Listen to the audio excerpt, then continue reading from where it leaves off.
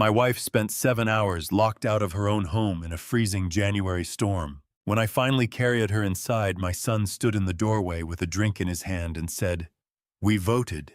This is not your house anymore. We already found you somewhere smaller." I did not argue. I did not beg.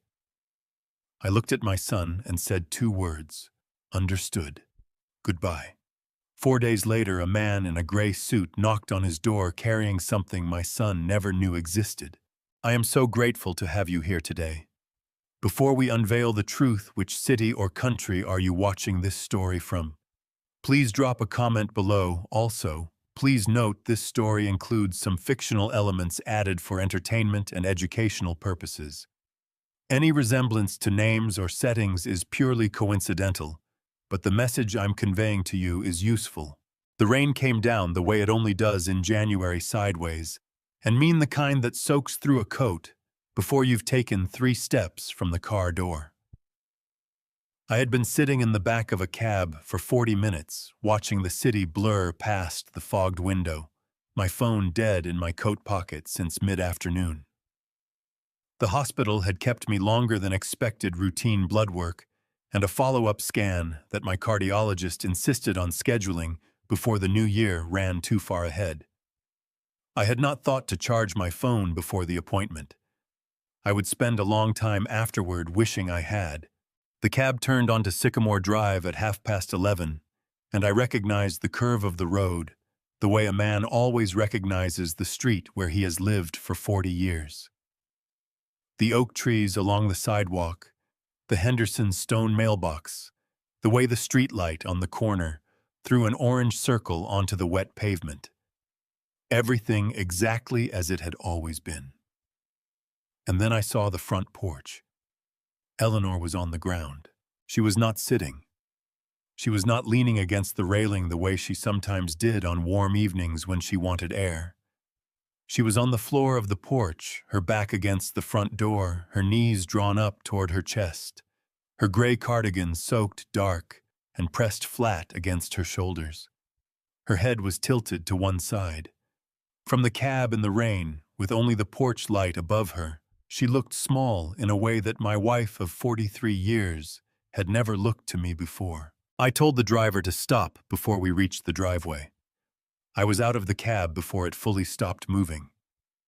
I am 71 years old, and I have not moved quickly in some years, but I crossed that lawn in the rain without feeling my legs at all. She was breathing. That was the first thing I checked, my fingers at her neck, my face close to hers. Shallow breaths, slow but there. Her skin was the temperature of the stone step beneath her. Her lips had gone pale, nearly gray in the porch light, and when I pressed her hand between both of mine, I felt nothing push back. Eleanor. I said her name the way I have said it 10,000 times, the particular way a man says his wife's name when he needs her to hear him more than anything else in the world. Eleanor, I'm here. Her eyelids moved. Not much, but they moved. The front door opened. Julian stood in the doorway in a dry shirt and a pair of house slippers, a glass of bourbon in his right hand backlit by the warm light of the entryway. He looked down at his mother on the porch floor, then up at me, and the expression on his face was not alarm. It was not guilt. It was something closer to mild inconvenience, the look of a man whose evening has been interrupted by something he considers beneath his attention. "Dad," he said, his voice smooth but tightly controlled. "I didn't know she was out there. I thought she was upstairs." He took a slow sip of his drink, looking down at his mother with a chilling, emotional detachment. "But since you're here, we should talk." The family agreed it's time for a fresh arrangement. This house simply works better without the two of you in it. I kept my eyes on his face. I did not look away. In 40 years of delivering verdicts, I had learned that the man across from you will always tell you more if you let the silence sit for one beat longer than is comfortable. Julian filled it the way guilty men always do. "It's not personal, it's practical. You and Mom would be more comfortable somewhere smaller, somewhere easier to manage. We found a nice place over in Cedarbrook, one of those assisted living communities with the garden views and the shuttle service. He took a slow sip of his drink. Chloe's already looked at the brochures. I stood up slowly, my knees protesting the cold concrete the way they always did in January. I straightened my coat. I looked at my son, this man I had brought into the world and raised in this house, this man who was standing warm and dry in his house slippers, while his mother lay unconscious at his feet, and I felt something settle in my chest. Not anger. Something much quieter than anger. Something that had been waiting a long time to find its proper shape. Understood, I said. Goodbye, Julian. His expression shifted. He had been expecting argument. I could see it in the slight forward lean of his shoulders, the prepared posture of a man ready to defend a position. My 2 words gave him nothing to push against, and I watched the confidence in his face flicker for just a moment, like a light on a circuit that had suddenly lost power. I bent down and gathered Eleanor carefully, one arm beneath her knees and one behind her back, the way I had carried her across the threshold of this same house 43 years ago, when we were young, and the future stretched out ahead of us without a single dark room in it. She was lighter than she should have been. That registered somewhere deep and quiet in my mind, a detail to be returned to later. I carried her to the cab. The driver, a young man named Marcus on his placard, had gotten out and was holding the door open without being asked. He did not say anything. He simply held the door and let me pass, and I was grateful for that more than I could have expressed. I settled Eleanor against my shoulder in the back seat. She stirred slightly, her hand finding my arm, her fingers pressing weakly against my sleeve. The cab pulled away from the curb, and I looked back once through the rear window. Julian was still standing in the doorway, watching us leave the bourbon glass at his side. The porch light framed him in yellow against the dark and wet night. I faced forward and did not look back again. My phone was dead, but Robert Vance's office number had been memorized for 30 years. I asked the driver if I could borrow his phone. He handed it back without a word. Robert picked up on the second ring the way he always did when he knew something was coming. "Robert," I said, "it's time. Open everything." There was a pause of exactly 2 seconds. Then, "I'll be ready by morning." I handed the phone back to the driver and looked down at Eleanor's face, pale and still against my shoulder, her breathing slowly steadying in the warmth of the cab. Outside, the rain kept falling sideways, angry and relentless the way it always did in January. I had been waiting 2 years for Julian to make this move. He had finally made it. And before the week was finished, he would understand that those 2 quiet words I had left on his doorstep were not a surrender. They were a verdict. Before I tell you what happened next, you need to understand who I am. Not who I was on that rainy night in January, standing on a wet lawn with my wife in my arms. I mean who I had been for the 40 years before that night, and what those 40 years had taught me about the particular way human greed moves through a family when the patriarch begins to slow down. My name is Arthur Sterling.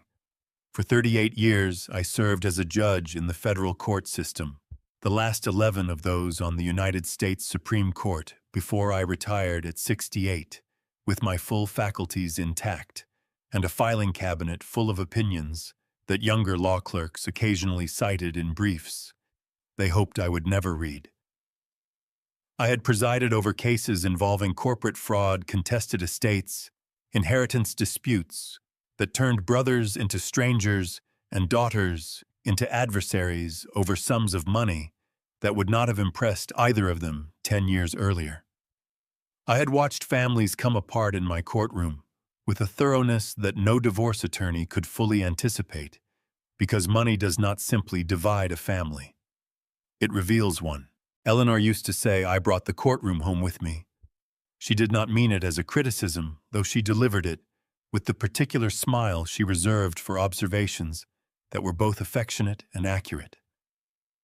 What she meant was that I never fully stopped evaluating.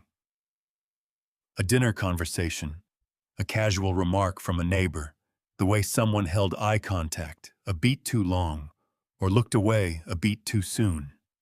38 years on the bench wires a man differently. You begin to see the architecture beneath the surface of things, the load-bearing walls that people build around their intentions and call personality. I had built a good life inside that house on Sycamore Drive.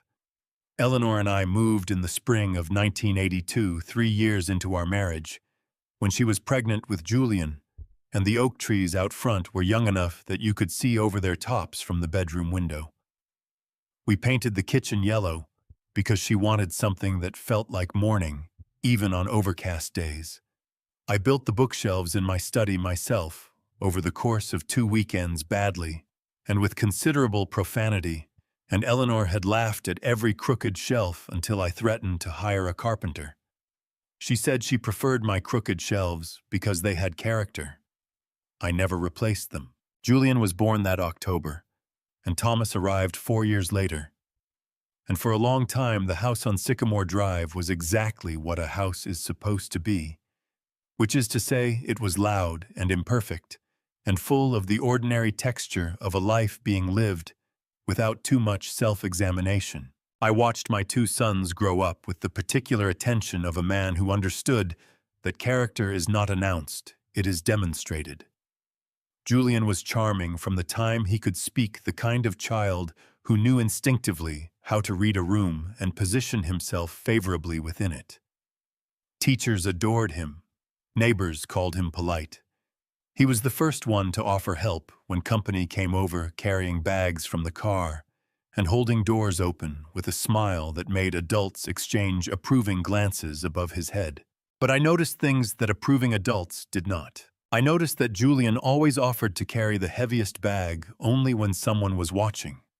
I noticed that he shared his toys with Thomas precisely when an adult was present to register the generosity and reclaimed them quietly afterward. I noticed that when he was 12 and we gave both boys a small weekly allowance, Julian spent 3 weeks calculating how to get Thomas to trade chores before the older boy simply declared the arrangement unfair and took the better end of it by social force rather than negotiation. Thomas never seemed to notice, or if he did, he absorbed it, the way good-natured younger siblings sometimes absorb the sharp edges of an older one, which is to say, with a patience that looked like obliviousness, but was in fact something more considered. I said nothing about what I observed.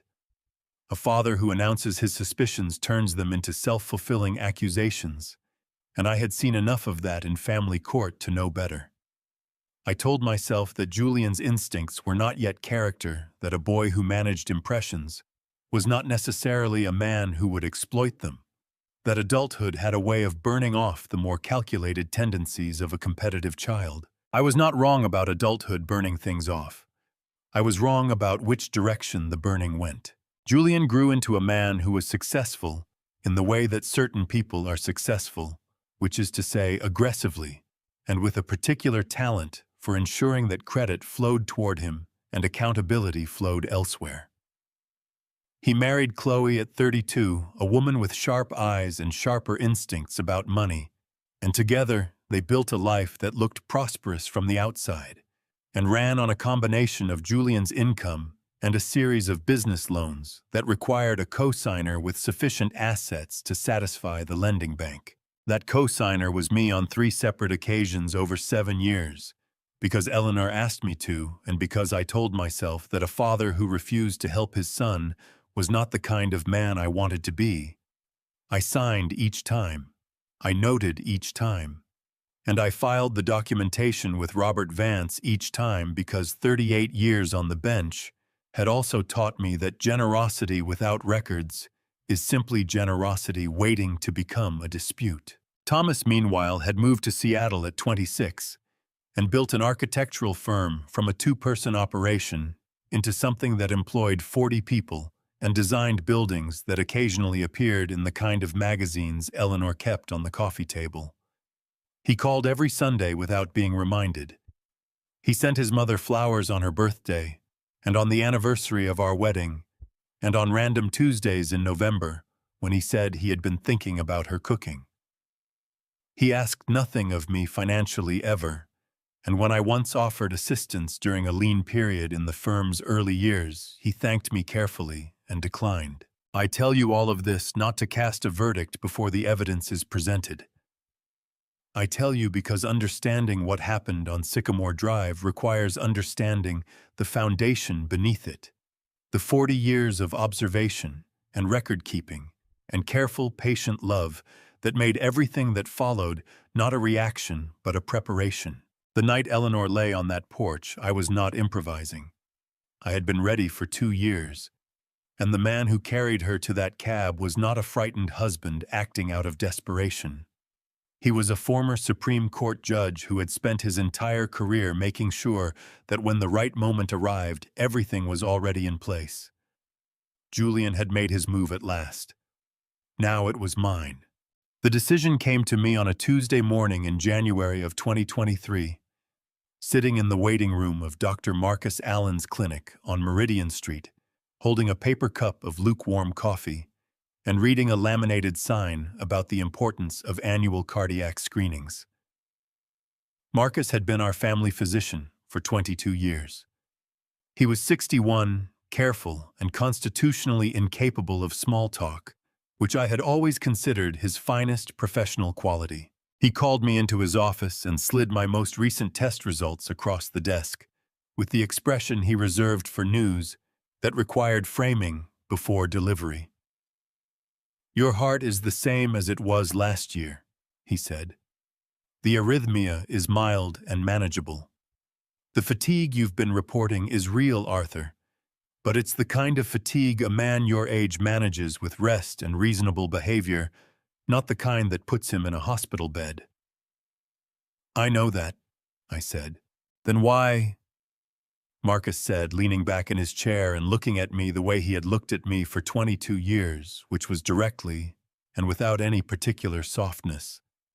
"Did you ask me last week whether your symptoms could be described as progressive to someone who wasn't reading your chart?" I set the coffee cup down. "Because I need someone who isn't reading my chart to believe they are," I told him.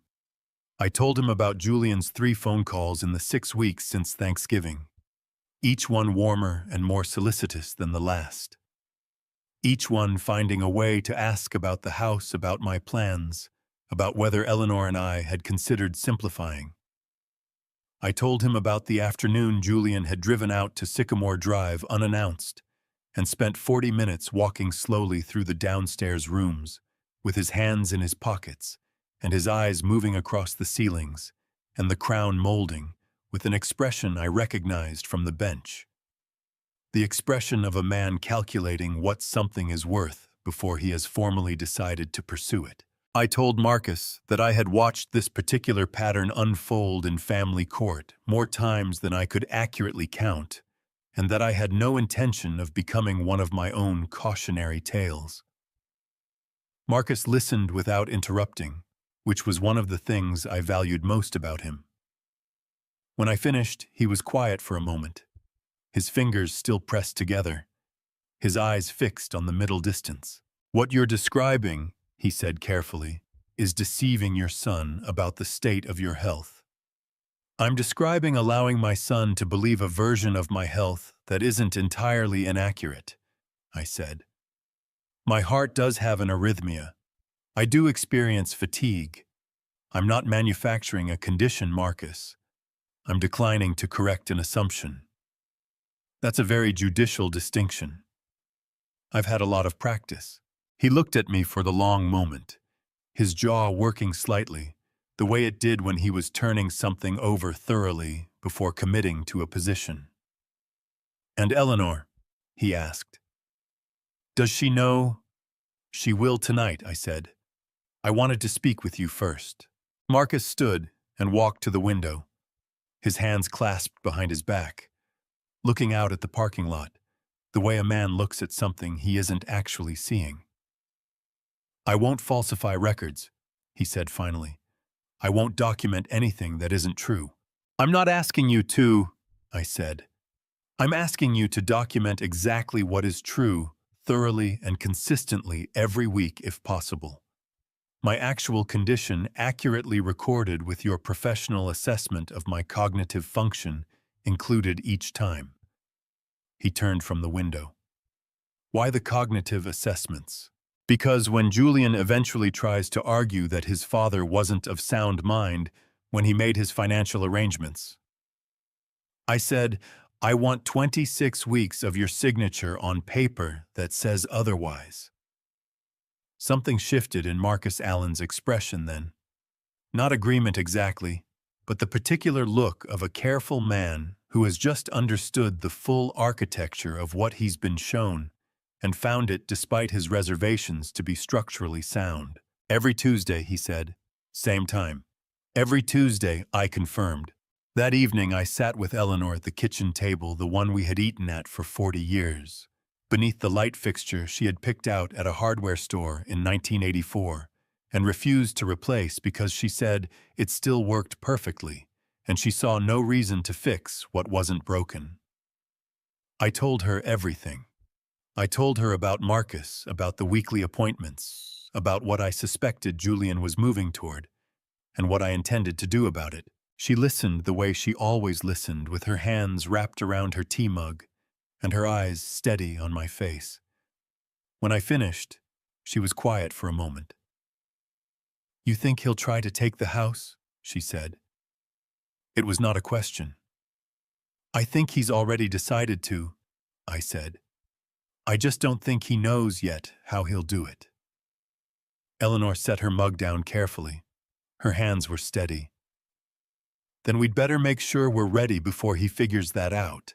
I reached across the table and covered her hand with mine.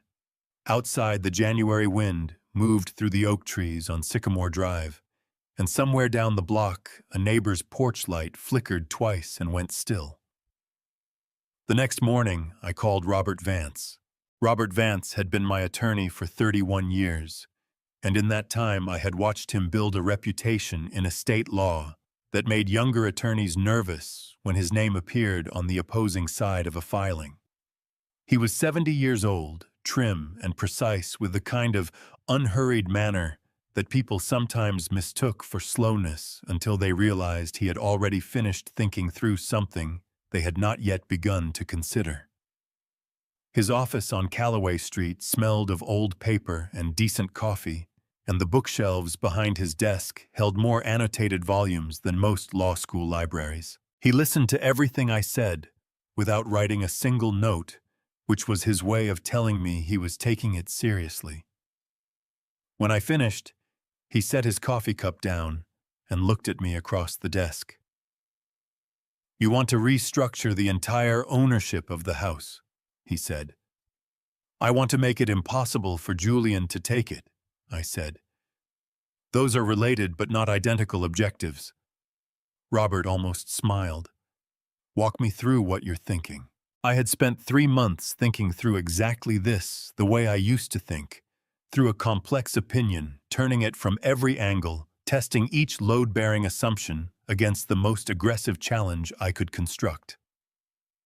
I laid it out for him methodically. The house would be transferred entirely into Eleanor's name through a properly executed deed, removing it from any asset pool Julian might attempt to claim a share of through legal pressure or manufactured guardianship proceedings. Simultaneously, we would establish an irrevocable protective trust with Eleanor as primary beneficiary, and both Thomas and myself as co-trustees. Irrevocable, Robert said, and his tone carried the particular weight attorneys give to words that clients sometimes choose without fully understanding their permanence. Once it's done, Arthur, it cannot be undone. Not by you, not by Eleanor, not by anyone without a court order showing fraud or incapacity. I know what irrevocable means, Robert. I know you do, he said. I'm saying it for the record, because in 31 years I have learned that even the most careful people need to hear certain words spoken out loud before they sign them. He paused. The trust cannot be challenged on competency grounds. That's where Marcus comes in. I said, and I explained the weekly assessments, the documented record of cognitive function that Marcus Allen had been building since January, each appointment time-stamped and signed and stored in a separate file that Robert would maintain independently of my medical records.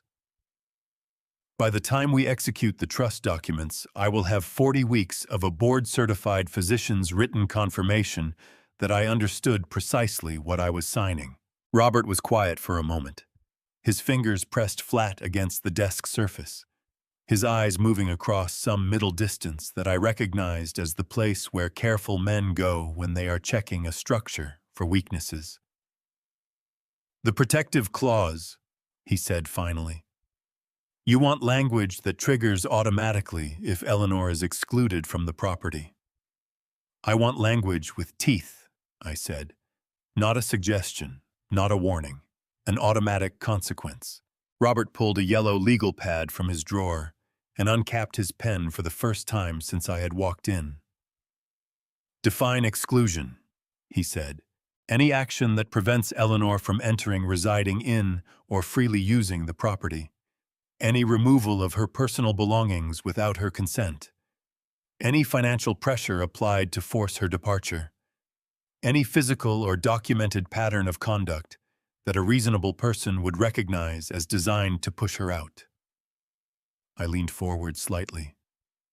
I have spent 4 decades watching people find creative ways to do ugly things to each other within the technical boundaries of the law. I want this clause written by someone who has read the same case files I have. Robert wrote for nearly 2 minutes without looking up. When he stopped, he reviewed what he had written, crossed out one phrase, rewrote it, and looked up. "If the clause is triggered," he said, "what do you want to happen?" "The property transfers to Thomas immediately," I said. "Julian receives nothing, and whoever triggered the clause has 30 days to vacate." "And if Eleanor herself triggers it accidentally?" "Eleanor won't," I said, "but build in a trustee review period of 72 hours before any transfer executes. That gives Robert Vance enough time to confirm the facts before anything becomes irreversible." He nodded slowly, making another note. The clock on his bookshelf marked the seconds in the particular way that old clocks do, unhurried and indifferent to the weight of what was being decided beneath them. "One more thing," I said. "Thomas needs to know. Not the details, not yet. But he needs to know that something is being prepared and that I may need him later." "How much later?" "I don't know," I said honestly. "That depends entirely on how long it takes Julian to stop pretending and start moving." Robert capped his pen and looked at me across the desk with the expression of a man who had spent his career watching families navigate the worst versions of themselves. "You know, this document may never need to be used," he said. "I know," I said. "I built my entire career on preparing for outcomes I hoped would never arrive." I stood and buttoned my jacket. That's exactly why I was good at it. I signed the first set of documents 3 weeks later on a Thursday afternoon in November, with Marcus Allen's most recent assessment, dated the same morning, sitting on Robert's desk beside the trust instrument. Every page, every clause, every consequence exactly as I had specified. The trap was set. All it needed now was for Julian to walk into it himself. They arrived on a Saturday morning in March, which I had always considered the cruelest month for unwanted arrivals when the winter has not quite finished, and the ground is still too cold to feel like anything has genuinely begun. Julian pulled his SUV into the driveway at 9:30, and Chloe stepped out before the engine had fully stopped, shading her eyes with one hand and looking up at the front face of the house, the way a contractor looks at a property before submitting a renovation bid. She was 41, dark-haired, with the kind of careful grooming that suggested she considered her appearance a professional asset rather than a personal one. She had always been polite to Eleanor and me, in the particular way that people are polite when they have decided that politeness costs them nothing and might eventually pay a dividend. In 7 years of Sunday dinners and holiday gatherings, I had never once heard her say anything that could be used against her. I had always found that more unsettling than rudeness. "This place has such good bones," she said to no one in particular, still looking at the roofline. Julian came around from the driver's side and stood beside her, his hands in his jacket pockets, and the two of them looked at the house together for a moment, with an expression of shared assessment that made the back of my neck go cold, in a way that had nothing to do with the March air. Eleanor had made coffee and set out a plate of the lemon cookies Julian had liked since childhood. She stood in the kitchen doorway and smiled when they came inside because Eleanor had always believed that warmth was the correct opening position in any difficult situation, and because she trusted me, and because she knew that whatever happened in the weeks ahead, the ground beneath us was more solid than Julian could possibly imagine. "We thought the back bedroom would work best for us," Chloe said, before she had finished taking off her coat. "It has its own bathroom, and the morning light is better. We'd need to move a few things around, but nothing major."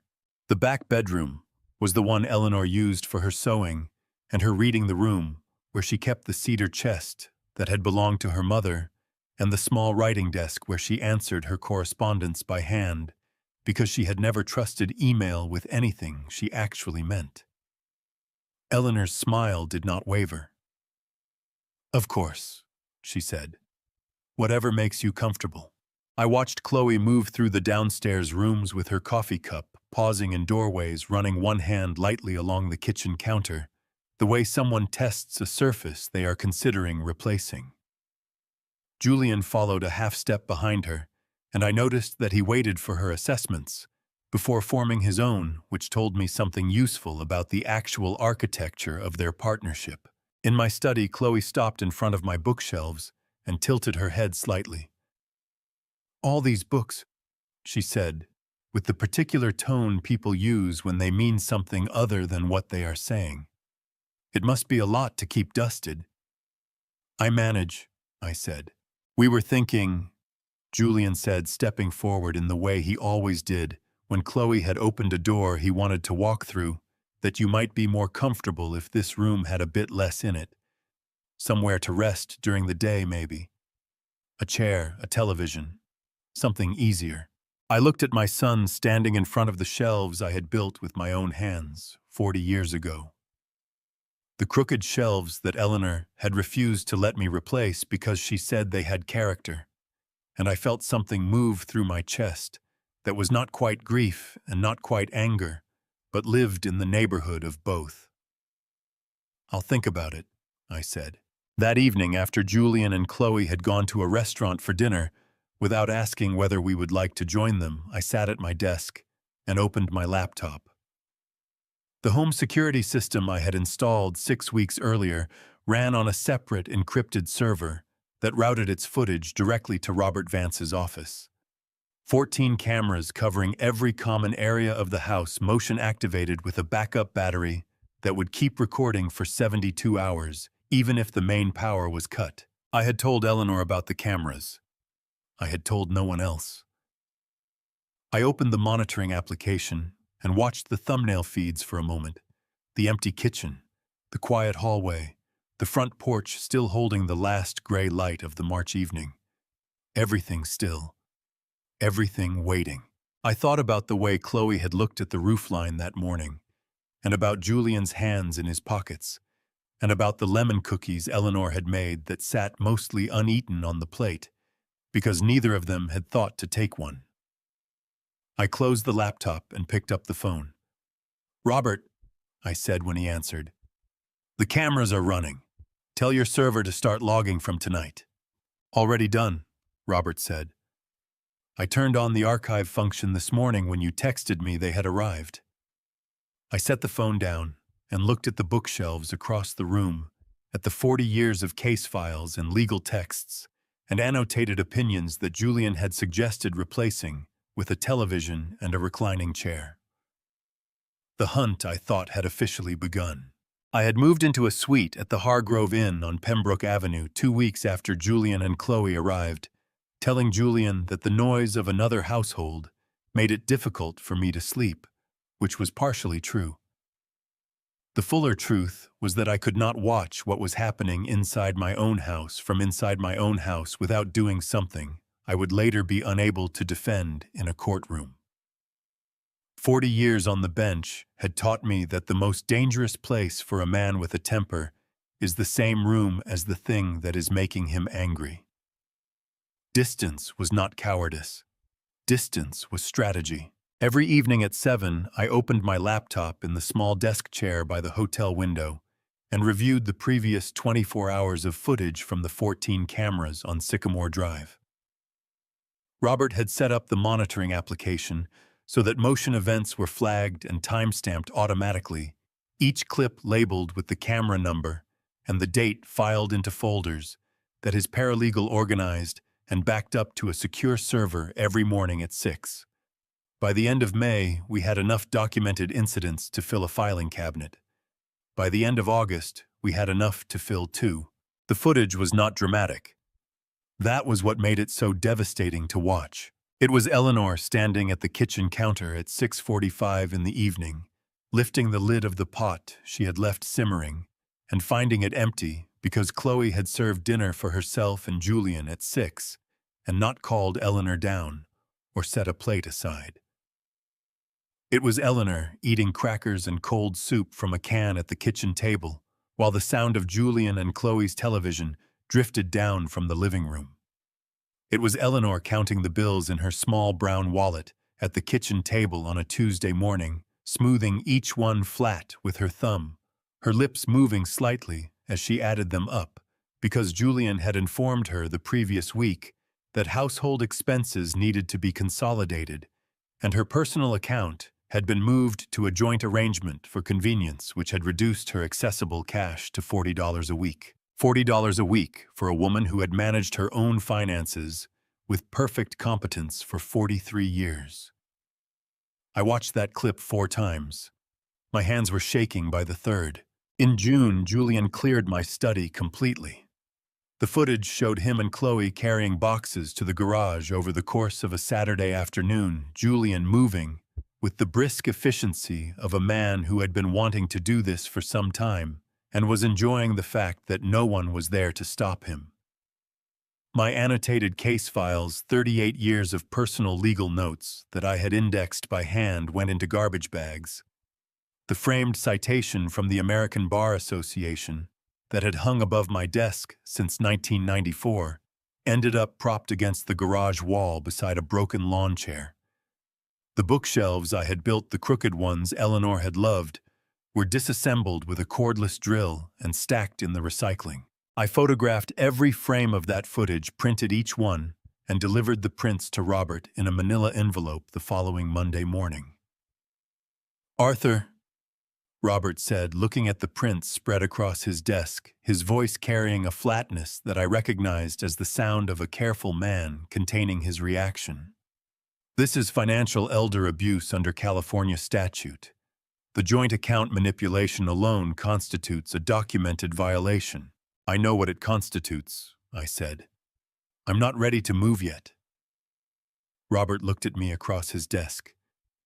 "How much more do you need?" "I need him to make a move I can't defend him from," I said. "Something unambiguous, something that no attorney he could ever hire would be able to reframe as a misunderstanding or a family disagreement."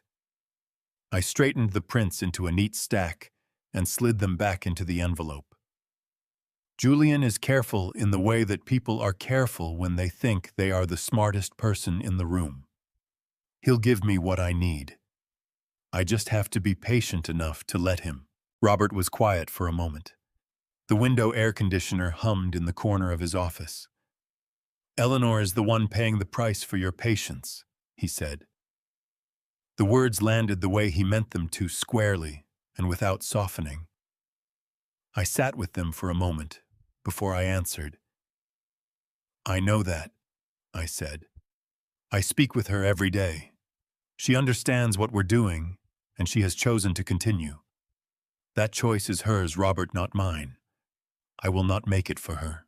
He nodded slowly and said nothing further on the subject because he knew me well enough to know that I had already argued both sides of this question with myself more times than I could count, lying awake in the hotel room on Pembroke Avenue, listening to the traffic outside and thinking about Eleanor at the kitchen table with her $40 and her crackers and her unshakable patience. In October, the footage showed something that made me close the laptop and sit for a long time in the dark of my hotel room before I could open it again.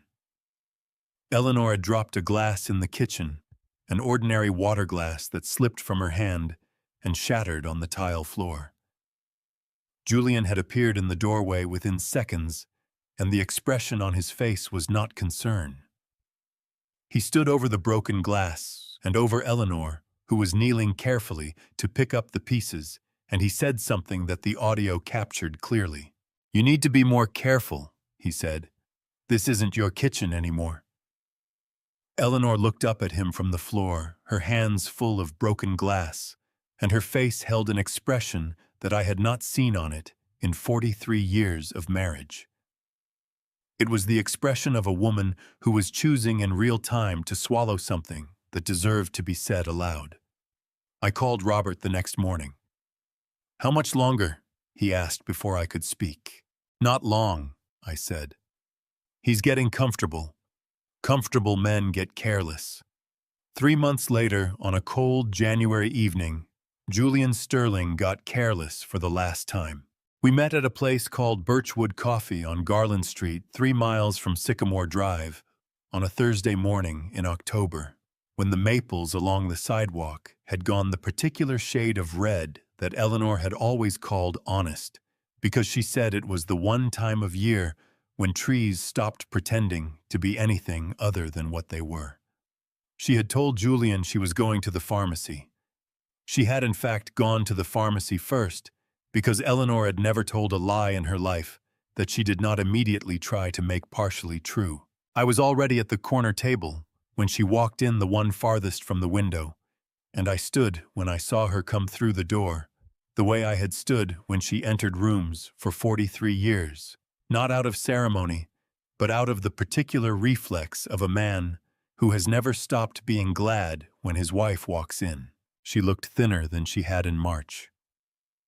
That was the first thing I registered, and it hit me the way a cold wave hits sudden and total before I had time to prepare for it. Her coat, a wool peacoat she had owned for 15 years, and refused to replace because it still kept her warm, hung slightly differently on her shoulders than it used to. She moved carefully, the way people move when they have learned that the floor beneath them may shift without warning. But her eyes were clear. That was the second thing I registered, and it steadied me. She sat down across from me and wrapped both hands around the coffee cup I had ordered for her, black with 1 sugar, the same way she had been drinking it since 1987, and looked at me with an expression that was equal parts exhaustion and something I could only describe as resolve. "You look terrible," she said. "You look thin," I said. "Julian canceled my grocery account," she said. "I have been creative with what is in the pantry." She said it the way she said most difficult things, matter-of-factly, and without self-pity, as though the facts were simply facts, and emotion could be addressed separately later once the facts had been properly established. I reached across the table and covered her hands with mine. They were cold, despite the coffee cup. "Eleanor," I said, "tell me honestly, do you want to stop this?" She looked at me for a long moment. Outside, a car moved slowly down Garland Street, and the maple leaves came down in a slow scatter against the coffee shop window, red and gold, and entirely indifferent to the weight of what was being decided at the corner table.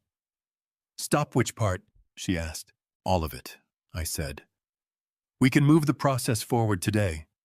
Robert has more than enough documentation. We don't have to wait for Julian to make his final move. I can call Robert right now, and we can have a notice at that house by the end of the week." Eleanor turned her hands over beneath mine and gripped my fingers with a firmness that surprised me. Her grip had always been stronger than people expected. "Arthur," she said, her voice carrying the particular steadiness that had anchored me through 38 years of difficult verdicts and late nights, and the particular loneliness of carrying things that you cannot share with anyone. Have you ever been wrong about a person? In 40 years on that bench, have you ever read someone incorrectly and paid for it later? I thought about it honestly. Twice, I said. 1989 and 2004. And how did those cases end? Badly, I said, because I moved before the evidence was complete. She nodded once slowly, the way she nodded when she had made a decision that she did not intend to revisit. Then we wait, she said. You have never been wrong about Julian. Not once since he was 8 years old, and you came home from work and told me that boy was going to spend his life taking things that didn't belong to him. She paused. I should have listened to you more carefully then. I'm listening now. Eleanor, you've lost weight. You're eating crackers for dinner. He told you the kitchen wasn't yours anymore. My voice came out rougher than I intended, and I stopped for a moment to bring it back under control. I can end this now. I know you can, she said. But you told me the difference between a good verdict and a great one is whether the wrongdoing is so clear that no one can ever argue it was something else. She squeezed my fingers. Let him be clear, Arthur. Let him be so clear that Thomas's children can read the court documents 50 years from now and understand exactly what kind of man Julian Sterling chose to be. But I looked at my wife across that corner table in that ordinary coffee shop on Garland Street and felt something that I had felt very few times in my life, which was the particular humility of being in the presence of a courage that was quieter and more durable than my own. There is one more thing, I said. Thomas, he's been moving on the debt acquisition for 2 months now. He has 2 of the 3 creditors. I paused. He asked me to tell you that he thinks about you every day. Eleanor's eyes filled, then not spilling over, just filling the way a glass fills when you pour carefully right to the edge. She pressed her lips together for a moment and looked down at the table. When she looked back up, she had absorbed it, the way she absorbed everything that mattered deeply, completely, and without display. Tell him, she said quietly, that his mother thinks about him every day too, and that he should eat properly. He never eats properly when he is working hard. I smiled for the first time in longer than I could remember. I'll tell him. She finished her coffee and stood buttoning her coat with the careful attention she gave to small tasks when she was holding something larger together beneath the surface. At the door, she turned back once. Arthur, she said, whatever he does next, I need you to know that I am not afraid. I trust you. I have always trusted you. She paused. Just don't make me wait too much longer. The pantry situation is becoming genuinely dire. I was still smiling when she walked out the door and back into the October morning. Upright and unhurried. Her coat collar turned up against the wind, moving through the falling leaves of Garland Street, with a dignity that Julian Sterling, for all his calculations, had never once come close to understanding. I left money on the table and called Thomas. How soon on the 3rd creditor?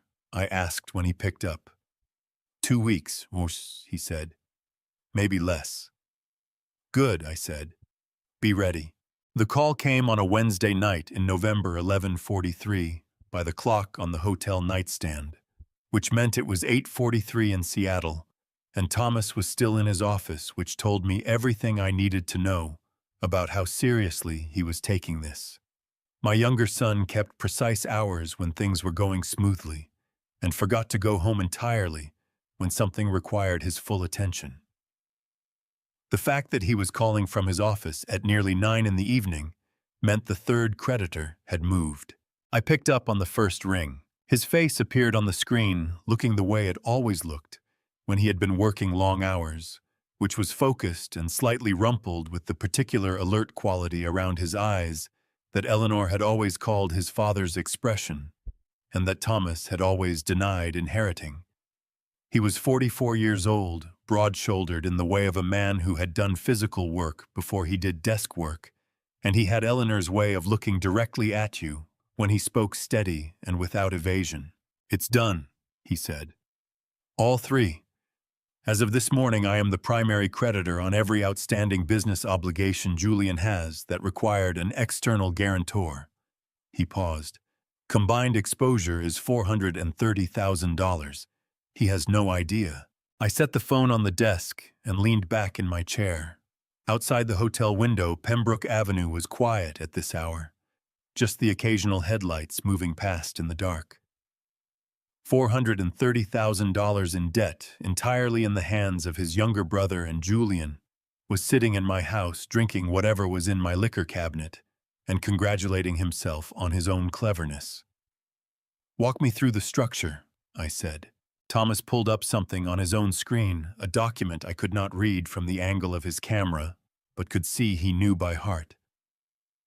Creditor 1 was a commercial lender out of Phoenix who held a note on Julian's restaurant venture from 2019.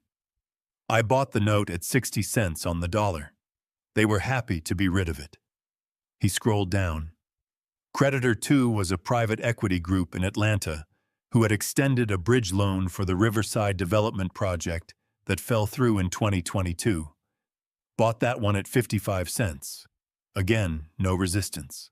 And the third was the one that took time, Thomas said, and something in his voice shifted slightly, the way a voice shifts when a person is about to say something that costs them more than the words suggest. The third was the bank where Dad co-signed Julian's operating line in 2017, the one for $300,000. I had known this creditor was in the portfolio. I had told Robert to flag it when I first identified Julian's debt structure 18 months earlier. But hearing Thomas say the number out loud in his quiet and careful voice landed differently than reading it in a document. "The bank required more negotiation," Thomas continued. "They wanted to understand why a private buyer was interested in a performing loan with a cosigner of your standing. I told them the cosigner was retiring his guarantor relationships for estate planning purposes and had arranged for the debt to be transferred to a family holding entity." He looked directly at the camera. "That is technically accurate." "It is," I said. "Robert will confirm the paperwork on our end this week." Thomas nodded. He set his own phone down on the desk and looked at me with an expression that reminded me unexpectedly and sharply of the way he had looked at 14 when he came to me in my study to tell me something he had been carrying for weeks. That particular combination of directness and the awareness that what he was about to say could not be unsaid. "Dad," he said, "I need to ask you something, and I need you to answer me honestly." "Always," I said. "Have I waited long enough?" His voice was measured, but the effort behind the measurement was audible. "Because I have watched Mom get smaller for 8 months.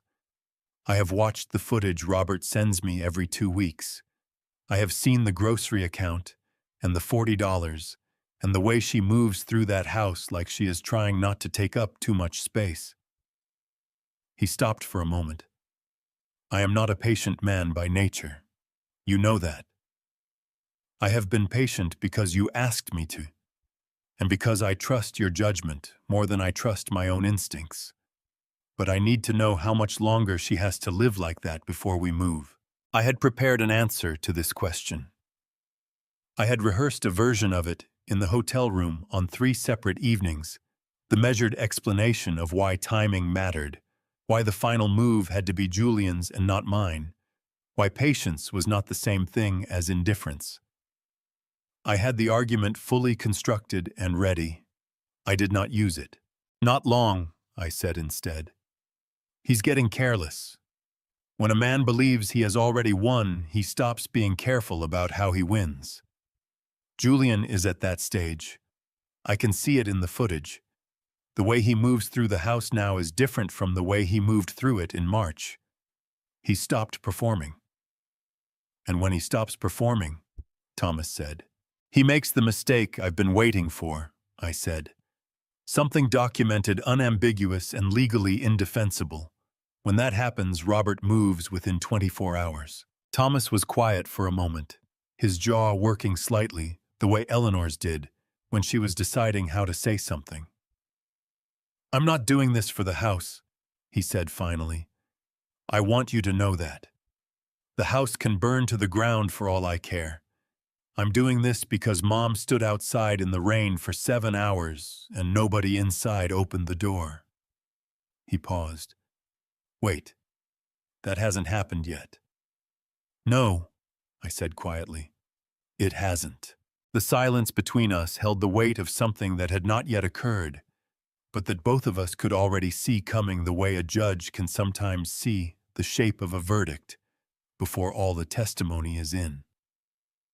Thomas looked at me through the screen from his office in Seattle, and I looked back at him from my hotel room on Pembroke Avenue, and neither of us said what we were both thinking, which was that the moment we were waiting for was going to hurt before it was over. Be ready, I said. When I call it, we'll be fast. I've been ready for 8 months, Thomas said. Call me the second it happens. He ended the call. I set the phone on the nightstand and looked at the ceiling of the hotel room for a long time, listening to the quiet of Pembroke Avenue outside, thinking about Eleanor on Sycamore Drive 3 miles away, and about the shape of what was coming, and about the particular loneliness of a man who can see exactly where a story is going and cannot move any faster than the story itself will allow. 2 months later, on a cold evening in January, Julian Sterling gave me everything I had been waiting for. Robert Vance arrived at the Hargrove Inn on the morning of January 7th, with a leather briefcase I had not seen before. Dark burgundy and trim, the kind of case an attorney carries when the contents require a container that communicates their seriousness before anyone opens it. He set it on the small table by the window, ordered coffee from room service, without asking whether I wanted any, and sat down across from me with the composed expression of a man who had been preparing for this meeting for 14 months. It's complete, he said. Everything. He opened the briefcase and removed a folder thick and bound with a dark red cover, the kind of presentation binder his office used for final case documentation. He set it on the table between us and kept his hand on it for a moment, before sliding it across the way a man pauses before placing the last piece of a structure that has taken a long time to build. I opened it. The table of contents alone ran to 3 pages. Robert had organized the documentation into 7 sections, each tabbed and color-coded, with the particular thoroughness of a man who had spent 3 decades anticipating the objections of opposing counsel. Section 1 held the original trust instrument and all amendments with Marcus Allen's competency certifications. Clipped behind each signature page, 41 weeks of assessments in total, everyone signed, dated, and notarized. Section 2 held the property transfer documentation. Eleanor's name on the deed in clean black type recorded with the county assessor's office on November 19th of 2023. Section 3 was the one that took me the longest to get through. It contained 847 time-stamped footage clips, organized chronologically, and cross-referenced with a written log that Robert's paralegal had compiled over 14 months. Every clip had a 1-sentence description, a timestamp, a camera number, and a column marked legal classification that Robert had filled in himself. The classifications read like a catalog of Julian's worst qualities rendered in legal language. Financial isolation of a dependent elder. Destruction of personal property belonging to a co-resident. Verbal conduct consistent with psychological elder abuse. Denial of access to shared household resources. I had seen all of this footage before, clip by clip, evening by evening, in the chair by the hotel window. But reading it compiled and classified and presented in the flat, precise language of a legal document was a different experience entirely. It was the difference between watching a storm through a window and reading the meteorologist's report afterward. The report did not make the storm worse. It made it permanent. 847, I said. 847 documented incidents, Robert confirmed, over a period of 9 months and 12 days. The financial abuse alone, the joint account manipulation, and the systematic reduction of Mrs. Sterling's personal funds meets the threshold for civil action under elder financial abuse statutes in this state. The footage of the verbal incidents on October 3rd and November 9th would support a criminal referral if you chose to pursue one. I'm not pursuing criminal action, I said. I want him out of that house. I want Eleanor back in it. I want it done through the trust mechanism my father, which is to say, myself, designed specifically for this purpose. Robert nodded. Then we have more than enough to trigger the protective clause. The trust language requires documented evidence of exclusionary conduct directed at Eleanor. We have 9 months of it. Any court in this state would look at this folder and tell you the trigger threshold was crossed before the summer was out. I turned to Section 4, which held the financial documentation on Julian's debt structure. Thomas's name appeared on the cover page as the acquiring creditor, his holding company listed below it in smaller type. The total exposure figure, $430,000, was printed in the summary box at the top right corner with the particular clarity of a number that has been confirmed from multiple sources and is not going to change. Robert, I said without looking up from the page, if I move today with this folder right now, what happens? I file the trust violation notice with the county recorder this afternoon, he said. Eleanor, as property owner, sends formal notice to Julian that his occupancy is terminated effective 30 days from today. If he refuses to vacate, we file for a court-ordered removal. Given the documentation, I would expect the court to move quickly. He paused. Julian's attorney, whoever he hires, will review this folder and advise him that his position is legally indefensible. Most attorneys in this situation advise their clients to negotiate a departure rather than fight a battle they cannot win. I closed the folder and set my hands flat on the cover, the dark red surface cool beneath my palms. I'm not moving today, I said. Robert looked at me across the table without surprise because he had known me for 31 years and had learned that my decisions once made were not made impulsively and were not reversed by impatience. Tell me why, he said. Because 9 months of footage showing a man behaving badly inside a house is documented misconduct, I said. But it is misconduct that a skilled attorney could frame as a difficult family situation, a dispute about household management, a conflict between generations living under one roof. Unpleasant, possibly actionable, but arguable. I looked at Robert. I want something that is not arguable. Something that happens outside the house in the cold, in front of a camera, to a woman who is 70 years old and has never in her life done anything to deserve it.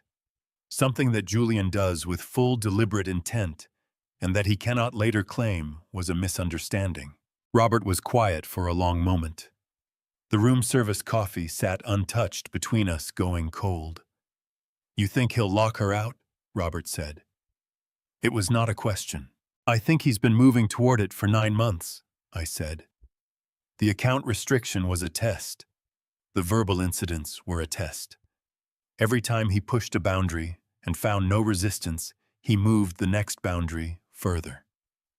I picked up the red folder and held it for a moment before handing it back across the table. I want you to take this back to your office. Lock it in your best safe. In less than 2 weeks, Julian Sterling is going to give us the last page of this document. And when he does, I want to be ready to move within 24 hours. Robert took the folder and returned it to the burgundy briefcase with the care of a man handling something that had taken a long time to build and would not need to be built again. I'll keep my calendar clear, he said. He left 20 minutes later. I stood at the window and watched his car pull out of the Hargrove Inn parking lot onto Pembroke Avenue, the burgundy briefcase on the seat beside him, carrying everything that Julian did not know existed. 6 days, I thought. Give him 6 days. He needed 4. The cardiology appointment had been scheduled for 3 weeks, a routine follow-up that Dr. Reeves at St. Brendan's Medical Center required every quarter to monitor the arrhythmia that Marcus Allen managed between visits. I had told no one at the house about it, which was not unusual. I had told Julian and Chloe very little about my medical schedule since March, partly because it was none of their concern, and partly because a man who spent 40 years on the bench learns to keep information segregated from people whose relationship to that information he does not fully trust. The appointment ran long, the way appointments at St. Brendan's always ran long in January, when the waiting rooms were full, and the staff was managing 3 times the patient volume of a normal week. By 2 in the afternoon, I was in a monitoring room with leads on my chest and a nurse named Patricia telling me that Dr. Reeves wanted an extended observation period before he signed off on my quarterly clearance. I asked to use my phone. Patricia told me the monitoring equipment required all devices to be powered down during the session. She said it with the particular firmness of a hospital professional who has explained this policy to resistant patients more times than she could count. I powered the phone down at 2:15 in the afternoon. I would not power it back on until 10:47 that night. What I am about to tell you, I did not witness directly.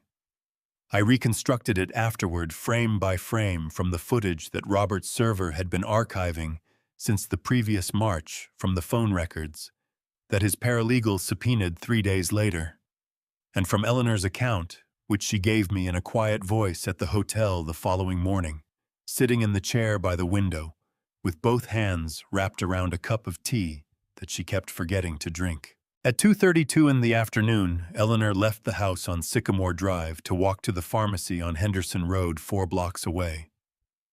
She had a list. Blood pressure medication for me, a refill of her own prescription, and a box of the chamomile tea she ordered through the pharmacy because Julian had decided that personal deliveries to the house were an inconvenience and had canceled her online accounts without asking. The smart lock system on the front door of the house on Sycamore Drive operated through a touchpad panel and a companion application on a designated administrator device.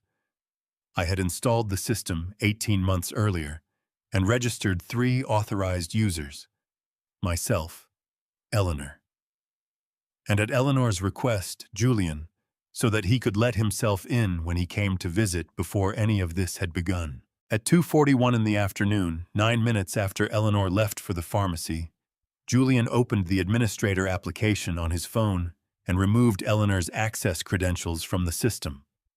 Her fingerprint profile, her personal entry code, and the backup key fob she kept on her keychain were all deactivated in a single session that the system logged with the precision of a device that does not understand the human weight of what it is recording.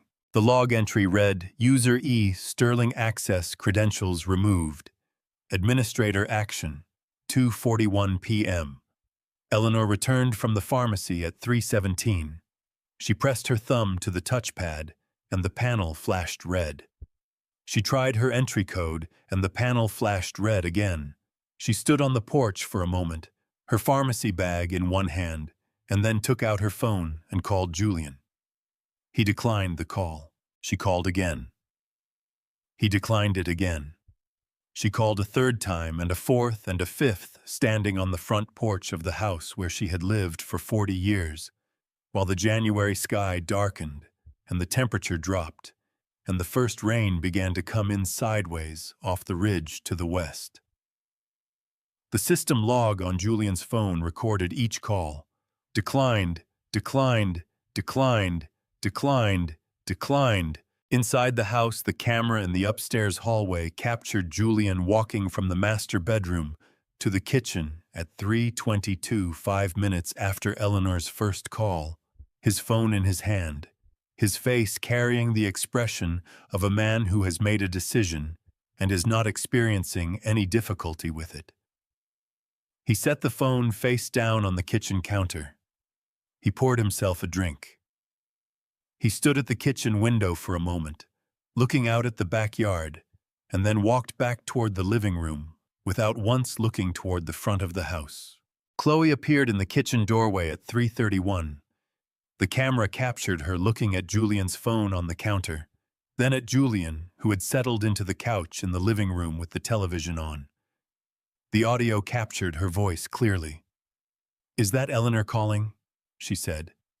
"Reception issue," Julian said without looking up from the screen. Chloe stood in the doorway for 4 seconds. Then she walked back into the kitchen, picked up her own phone, and began scrolling through it. She did not call Eleanor. She did not walk to the front door. She stood at the kitchen counter with her phone and did nothing, and the camera recorded every second of it with the indifferent accuracy of a machine that has no opinion about what it sees. Eleanor called 11 more times over the next 4 hours. Julian declined every one. The system log preserved each declined call with its timestamp, its duration of 0 seconds, and the single word that the application used for the action Julian performed each time with his thumb on the screen. Declined. At 7:44 in the evening, Eleanor's phone battery died. The calls stopped. On the front porch of the house on Sycamore Drive in the rain and the cold of a January night that had dropped to 31 degrees, my wife of 43 years sat down on the top porch step with her pharmacy bag in her lap and her back against the front door and waited for someone to notice she was there. No one came. At 9:26, she lost consciousness. At 10:47, I powered my phone back on in the lobby of St. Brendan's Medical Center, waiting for a cab, and watched the screen fill with notifications that I did not yet understand. I stepped outside into the rain and raised my hand for a cab, and the night air hit me like a verdict I had not seen coming.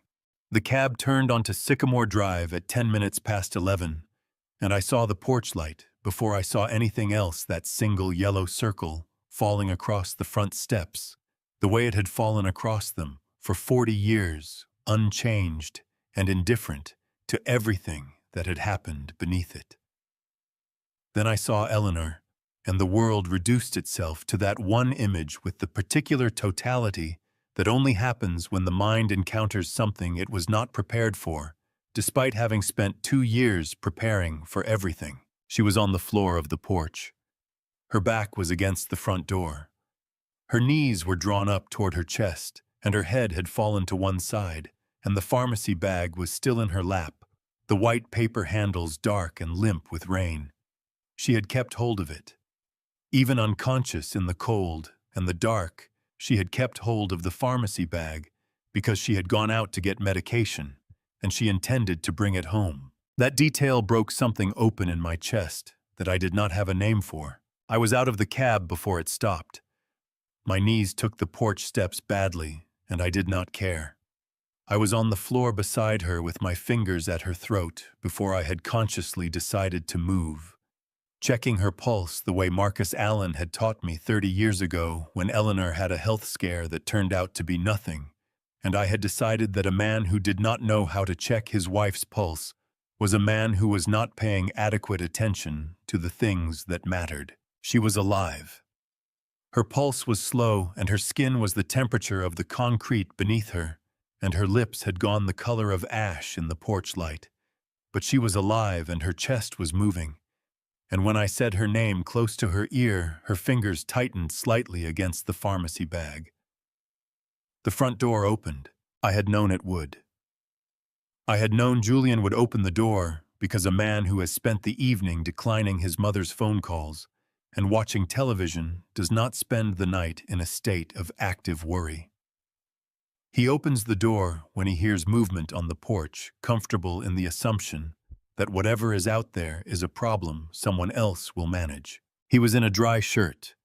He had a glass of bourbon in his right hand. The warm light of the entryway fell out around him and across Eleanor on the floor, and he looked down at her with the expression of a man who is recalculating rapidly and without success what the correct performance for this moment should be.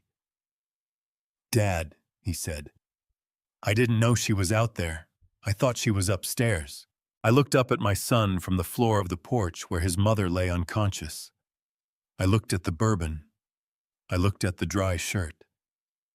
I thought about the system log on his phone about 2:41 p.m., and the word declined appearing 15 times in sequence, each one a choice he made with his thumb and without hesitation.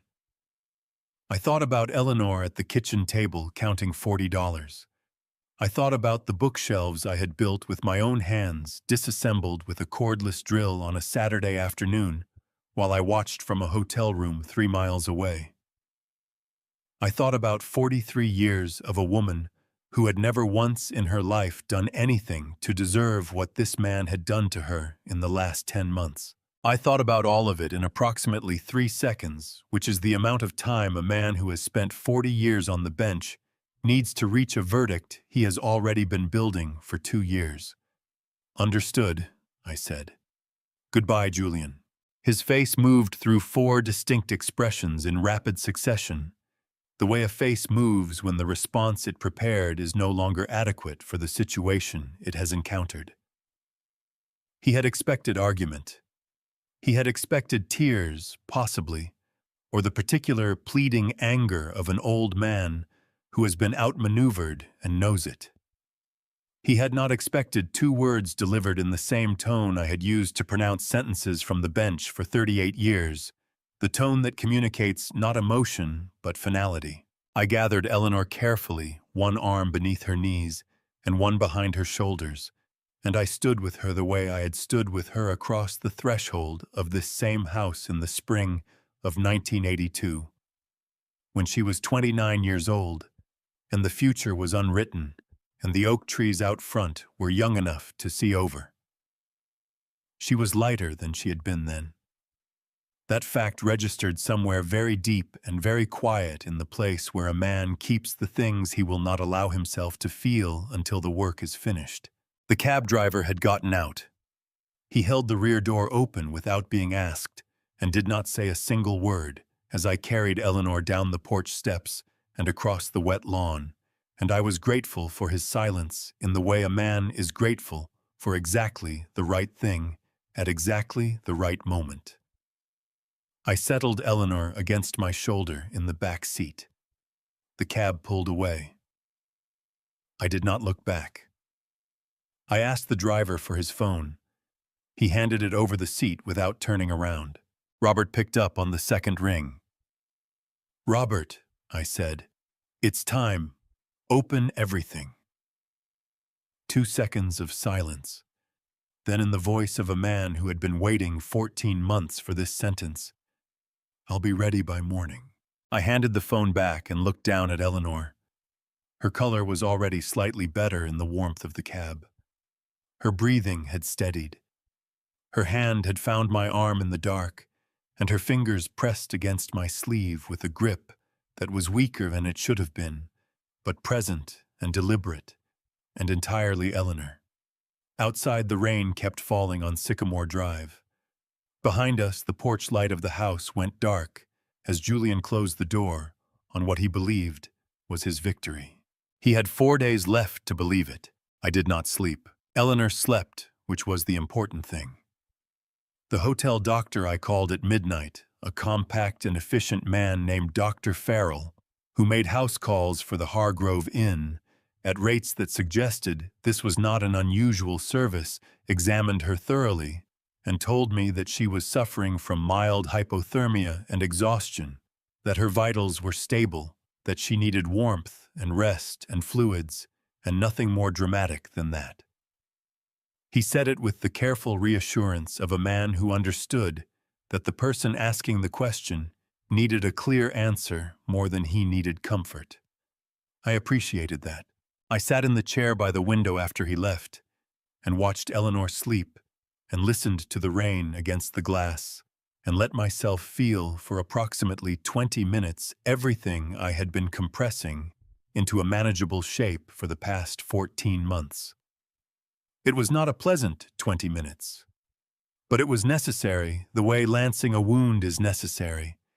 And when it was over, I poured myself 2 fingers of bourbon from the minibar, drank it slowly, and picked up my phone. Robert answered on the first ring, which told me he had not slept either. "The bank filings," I said. "All 3. Submitted at 6 this morning," he said. I drove to the office at 5 and filed them electronically the moment the submission window opened. The guarantor withdrawal notices will hit Julian's accounts within 4 to 6 business hours. He paused. Thomas confirmed the debt transfer documentation is countersigned and on file. As of this morning, Julian's primary creditor on all 3 outstanding obligations is his younger brother. I let that sit for a moment. $430,000 in debt, and the man holding the notes was Thomas Sterling, who had spent 8 months being deliberately invisible while Julian dismissed him as irrelevant. The architecture of it pleased me in the way that a well-constructed legal argument pleases a man who has spent his life building them, not with pride exactly, but with the quiet satisfaction of seeing a structure hold its weight. "Eleanor?" Robert asked. "Sleeping," I said. "She'll be fine." "Good." His voice carried the particular relief of a man who has been holding to something carefully for a long time and has just been told he can set it down. "Arthur, I want to say something, and I want you to let me finish before you respond." "Go ahead." "You were right to wait," he said. "I told you 8 months ago that you had enough to move. I was correct legally. But what Julian did last night is not something any attorney he hires will be able to reframe as a family disagreement or a generational misunderstanding." The smart lock log, the 15 declined calls Eleanor unconscious on that porch, all of it time-stamped and camera documented. That is not a difficult family situation. That is elder neglect with a paper trail that a first-year law student could follow. He paused again. I did know what he meant. I had heard him call me by my own father's name twice before in 31 years, always in moments of high stress, always as a compliment, because my father had also been a careful and precise man, and Robert had admired him. I let it pass. At 9 o'clock I called Thomas. He picked up immediately, his voice carrying the alert quality of a man who had been awake and waiting. "How is she?" he said before I could speak. "She'll be fine," I said. "She's sleeping." I heard him exhale a long, slow breath that carried 8 months of compressed worry in it. "Okay," he said. "Okay."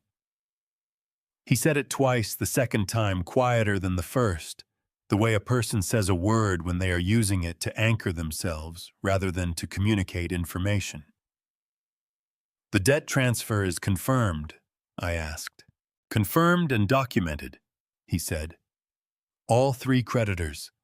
If Julian tries to refinance or restructure any of those obligations in the next 30 days, every institution in this state will see Thomas Sterling as the primary note holder. He cannot move money without my knowing about it." He paused. "When do you want me there?" "Not yet," I said. 3 days. Robert needs to prepare the notice documents, and I want them served in person at the house with Harris present." I paused. Julian needs to see all of it arrive at once, not piece by piece. Thomas was quiet for a moment. "He's going to be scared," he said, and his voice had something in it that was not satisfaction and was not sympathy, but lived somewhere in the complicated space between the two. "Yes," I said, "he is." At 10 o'clock, Eleanor woke up. I heard her stir and crossed to the bedroom doorway. She was sitting up against the pillows, her hair loose around her shoulders, looking at the hotel room with the careful attention of a woman orienting herself in an unfamiliar space. When she saw me in the doorway, something in her face settled. "Arthur," she said. Her voice was rough from the cold, but steady. "Good morning," I said. I brought the coffee I had ordered and sat on the edge of the bed and handed her the cup, and she took it with both hands and drank slowly, and for a moment neither of us said anything, because there was too much to say, and the morning was still too new to hold all of it at once. "Is it done?" she asked finally. "It has started," I said. "3 more days." She nodded, looking down at the coffee cup. Then she looked up at me with an expression I had not seen on her face since the early years of our marriage, when we were young enough to believe that the difficult things we were walking toward together were adventures rather than trials. "Then let's have breakfast," she said. "A real one, with eggs." I smiled. For the first time in 4 days, I smiled without anything complicated underneath it. Across the city at the house on Sycamore Drive, Julian's phone was beginning to light up with notifications from 3 different banks. I was not watching when it happened.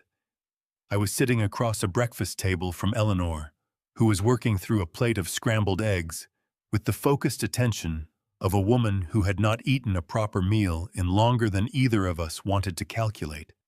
And I was drinking my 3rd coffee of the morning and feeling for the first time in 14 months something that resembled the ordinary texture of a Tuesday. Robert called at 11:47. "You need to see this," he said, and his voice carried the particular compression of a man who is trying very hard not to sound pleased. "Julian is live streaming from inside the house. He has been for the past 20 minutes. I'm sending you the link now." Eleanor looked up from her eggs. I held the phone so she could see the screen beside me as the link loaded. Julian had positioned himself in what used to be my study, standing in front of the large flat-screen television that he and Chloe had installed where my bookshelves used to stand. He was wearing a pressed shirt and had his hair arranged with the careful casualness of a man who wants to appear effortlessly comfortable. Behind him, the room was lit with the warm, deliberate lighting of someone who has thought about how a space should look on camera. Chloe moved in the background, adjusting a throw pillow on the leather sectional that now occupied the space where my reading chair had stood for 30 years. "Good morning, everyone," Julian was saying to the camera with the broad, easy smile of a man addressing an audience he expects to admire him. "I know a lot of you have been asking about the new place, so I figured why not give you a little tour. We've been doing some renovating, freshening things up."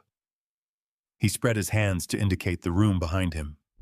"This used to be a kind of storage situation. Dark, a lot of old furniture, a lot of clutter. We opened it up, brought in some light, made it actually livable. Storage situation. Dark. Clutter." I looked at the screen and thought about the 40 years of case files and annotated opinions that had lived in that room.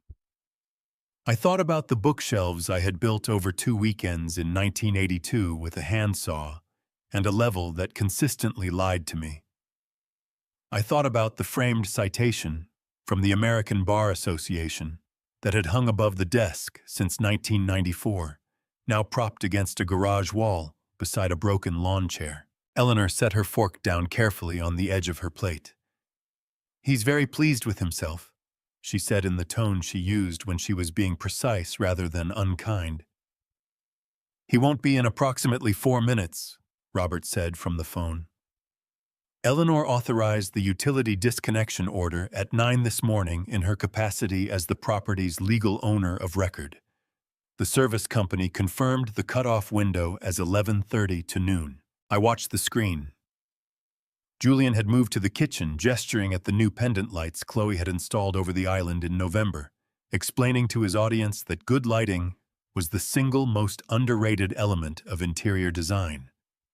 He said this with the authority of a man who had never once in his life thought about interior design before acquiring a house that belonged to someone else. At 11:51, the pendant lights went out. Not gradually. All at once, the way power goes when a cutoff order is executed at the source rather than the breaker. The kitchen plunged into the gray mid-morning light coming through the windows, and Julian stopped mid-sentence with his mouth open and his hand still raised toward the now dark pendant fixtures, frozen in the particular posture of a man whose performance has been interrupted by something he cannot immediately explain. "Huh," he said to the camera to the 1,100 people watching. "That's weird. Must be a breaker." He walked toward the hallway. The camera, which Chloe was apparently holding, followed him. He opened the breaker panel in the hallway closet and stood looking at it for a moment. Every breaker was in the correct position. Nothing had tripped.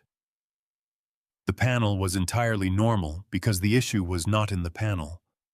The issue was at the street where the utility company had executed a disconnection order signed by the legal owner of the property.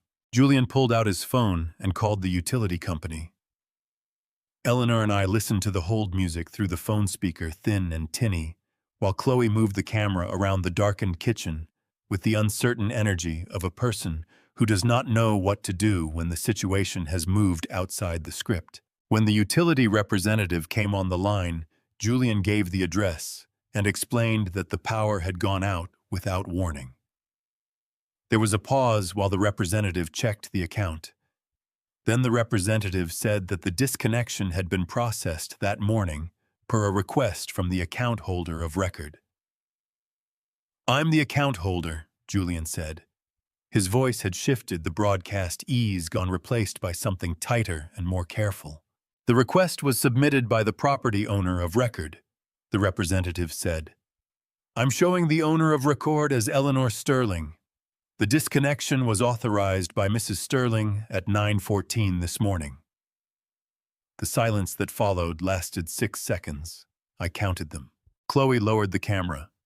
The live stream showed the kitchen ceiling for a moment, then a section of darkened floor, and then the feed cut entirely as Julian ended the broadcast from his own phone. 1,100 viewers watched the screen go black.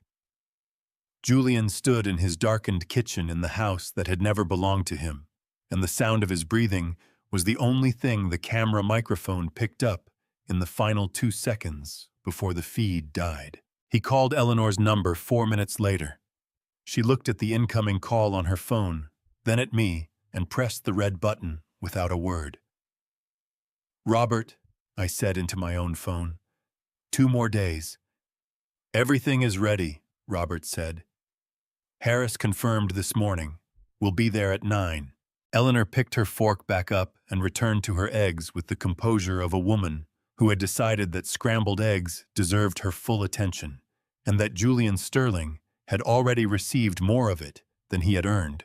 Robert sent me the bank notification, confirmations at 2:17 in the afternoon, 3 separate emails arriving within 4 minutes of each other, each one from a different institution, each one confirming that the guarantor withdrawal had been processed and that the associated credit facilities had been flagged for immediate review. I read them at the small desk in the hotel room, while Eleanor rested in the bedroom with the curtains drawn against the winter afternoon light, and I felt the particular quiet satisfaction of watching a structure perform exactly as it was designed to perform. At the house on Sycamore Drive, Julian was having a different experience entirely. I know this because the cameras were still running, still routing their footage to Robert's server with the same indifferent precision they had maintained since the previous March. I did not watch the footage in real time that afternoon. I reviewed it that evening once Eleanor was asleep, sitting at the desk with the laptop open and the volume low moving through the timestamps, the way I had moved through thousands of case files over 40 years, methodically and without hurry. At 2:23, Julian sat down at the kitchen table with his laptop and opened his primary business banking application. The camera above the refrigerator captured his face clearly. He logged in, waited for the page to load, and then sat very still for approximately 8 seconds, which is a long time for a man who does not normally sit still. His operating line of credit, the $300,000 facility that I had co-signed in 2017 and that Thomas had quietly acquired from the bank 11 days earlier, showed a status of suspended pending guarantor review. The credit limit had been reduced to 0 while the review was processed. Any pending transactions drawing on that facility had been declined. Julian closed the laptop. He opened it again immediately, as though the information might have changed in the 2 seconds the screen had been dark. It had not changed. He closed it a second time and sat with his hands flat on the table, his jaw tight, staring at the kitchen wall, with the expression of a man trying to calculate something that is not calculating correctly, no matter how many times he runs the numbers. He called his bank at 2:31. I could not hear the conversation from the camera audio, but I could read his face as it progressed the initial controlled politeness, the shift to something more insistent, the moment when he received information that caused him to press 2 fingers against the bridge of his nose and close his eyes briefly. He ended the call and immediately dialed a second number. That call lasted 11 minutes. When it ended, Julian stood up from the table so quickly that the chair scraped back against the tile floor with a sound the audio captured clearly. He walked to the kitchen window and stood there with his back to the camera, his shoulders carrying the particular rigidity of a man holding himself together through effort rather than ease. Chloe came downstairs at 3:15. She had changed out of the clothes she had been wearing during the live stream and was carrying her phone with both hands, scrolling through something with the focused attention of a person doing research they are not enjoying. She stopped in the kitchen doorway and looked at Julian, who was still standing at the window. 3 law firms, she said. I called 3. The first one said they needed to review the trust documentation before they could advise. The second one said they didn't handle estate disputes of this nature. She paused. The third one asked if the trust had been established by a former federal judge, and when I said yes, they said they would call back. Julian turned from the window. His face had the stretched quality of a man who has spent several hours being calmer than he feels, and is reaching the limit of that effort. They won't call back, he said. How do you know?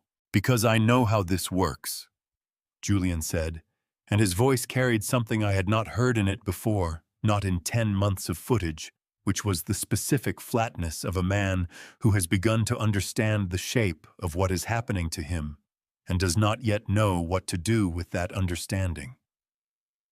Chloe set her phone down on the counter with a deliberate care that suggested she was making a decision about how to proceed.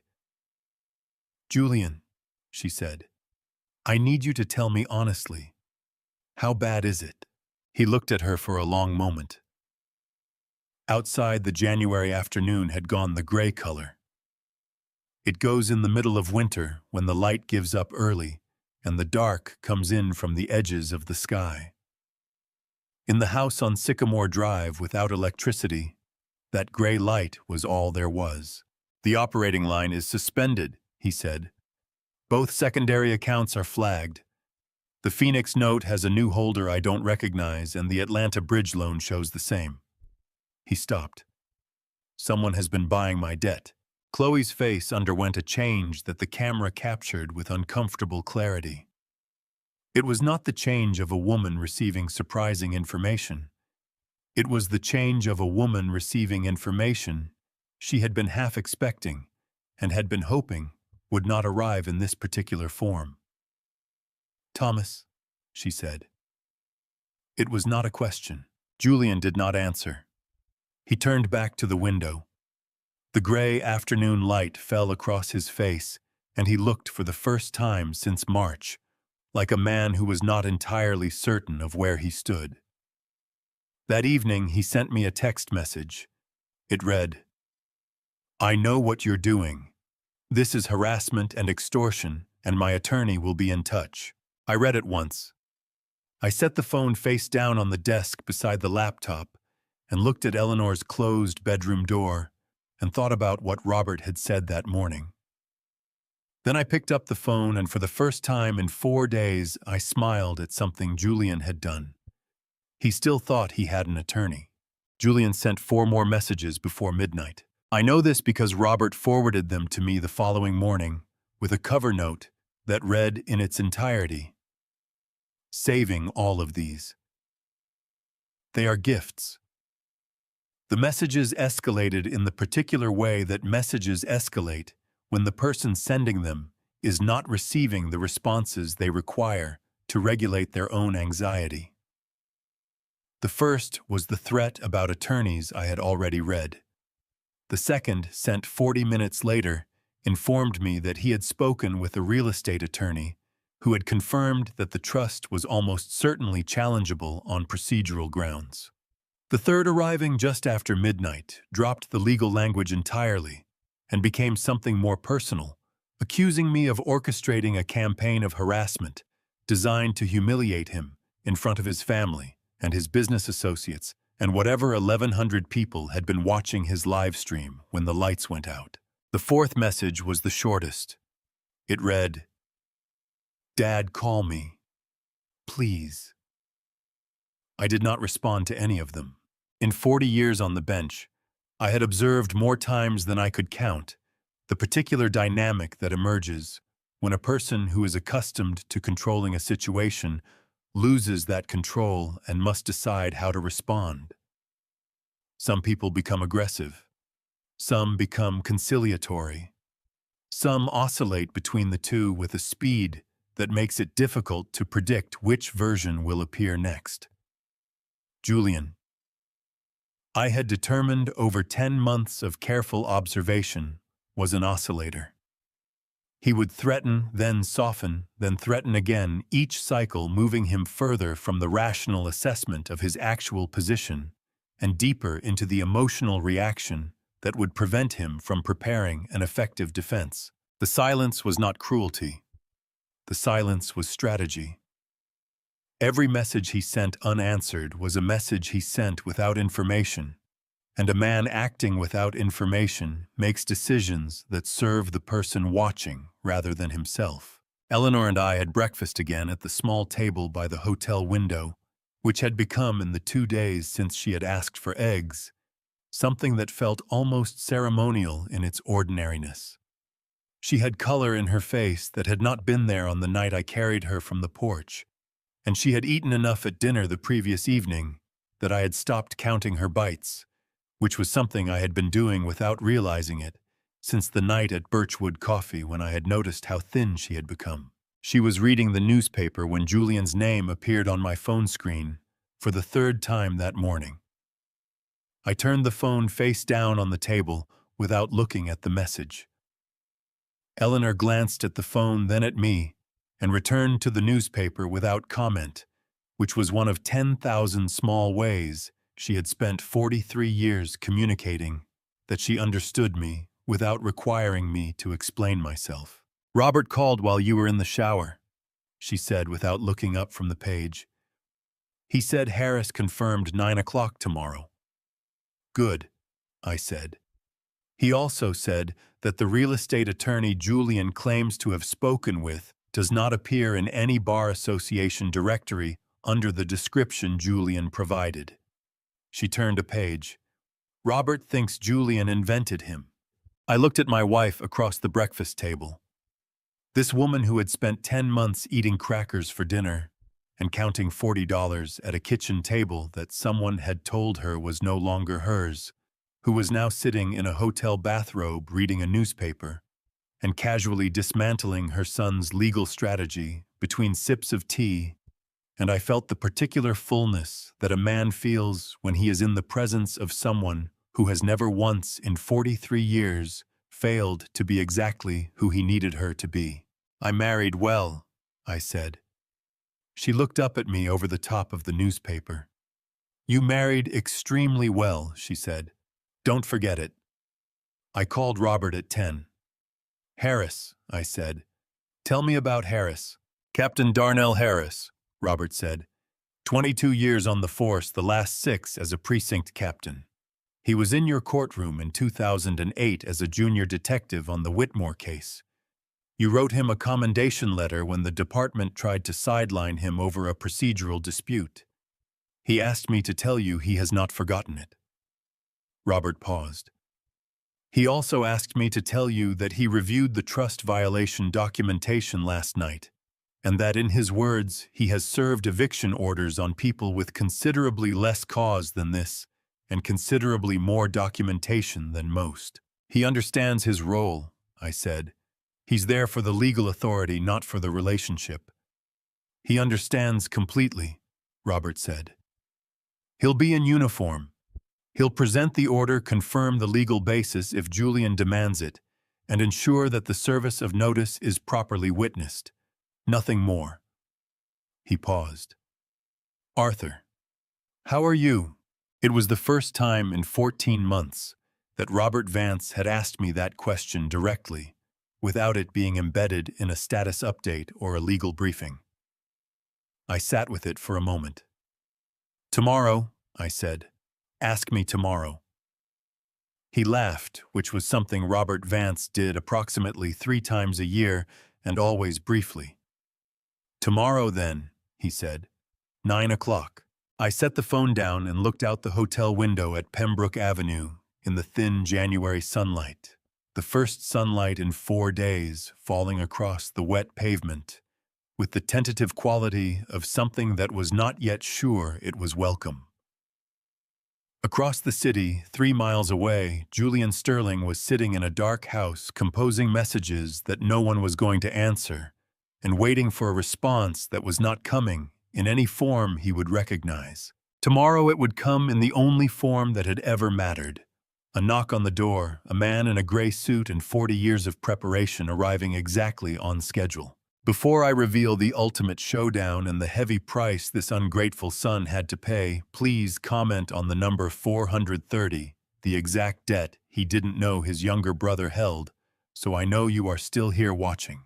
And please note, the following story includes some fictional elements and may not be completely factual. If you do not wish to hear it, you may turn off the video right here. We arrived at Sycamore Drive at 3 minutes past 9. Robert had driven. I sat in the passenger seat with the red folder on my lap, the same burgundy briefcase on the back seat behind me, and I watched the oak trees on the street pass by the window, the way I had watched them from cab windows and car windows, and my own driver's seat for 40 years.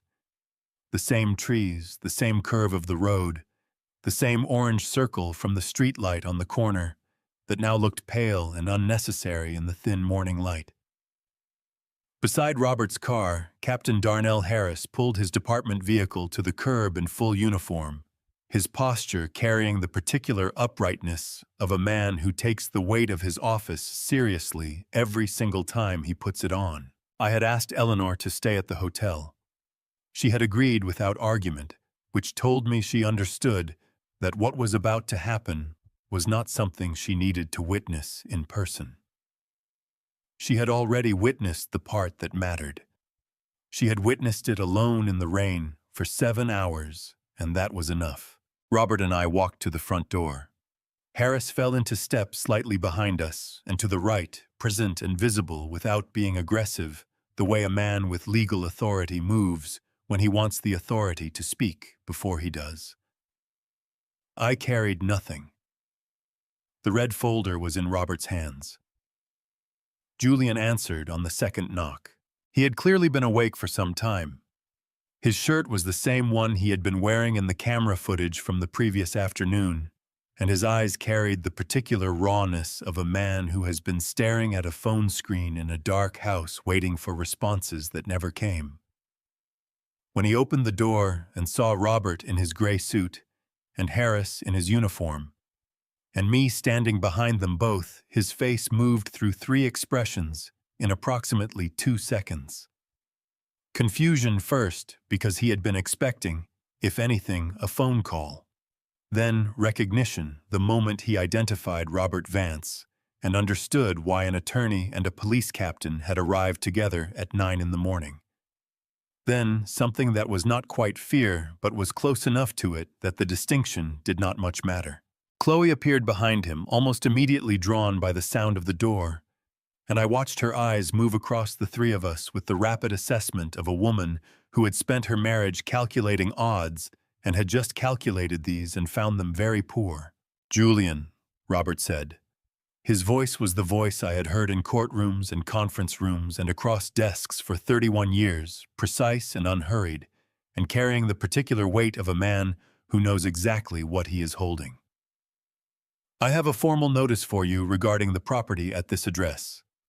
He held out the red folder. I would recommend you read it before responding. Julian took the folder the way a man takes something he does not want to accept, but cannot refuse without appearing to know why he should refuse it. He opened it and looked at the first page. His lips moved slightly as he read. I watched his face. I had watched a great many faces in 40 years. I had watched the faces of men who had committed fraud, read the evidence against them for the first time. I had watched the faces of people who had believed themselves to be protected discover that they were not. I had developed over those 40 years a particular facility for reading the precise moment when a person's internal narrative about their own situation makes contact with an external reality that does not confirm it. It is not a dramatic moment usually. It is quiet. It is the moment when the face stops performing and simply registers. That moment came for Julian Sterling on the third paragraph of the first page. His jaw tightened. His shoulders dropped a fraction of an inch. The hand holding the folder shifted its grip, the knuckles whitening briefly before he consciously relaxed them. "This is a notice to vacate," he said.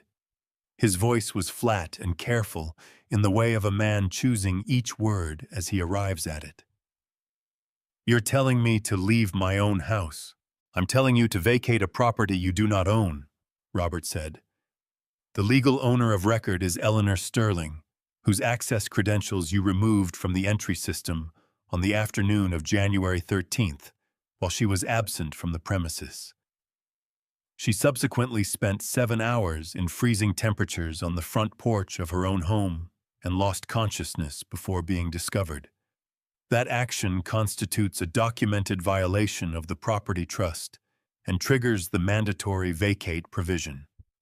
You have 30 days. Julian looked at Harris.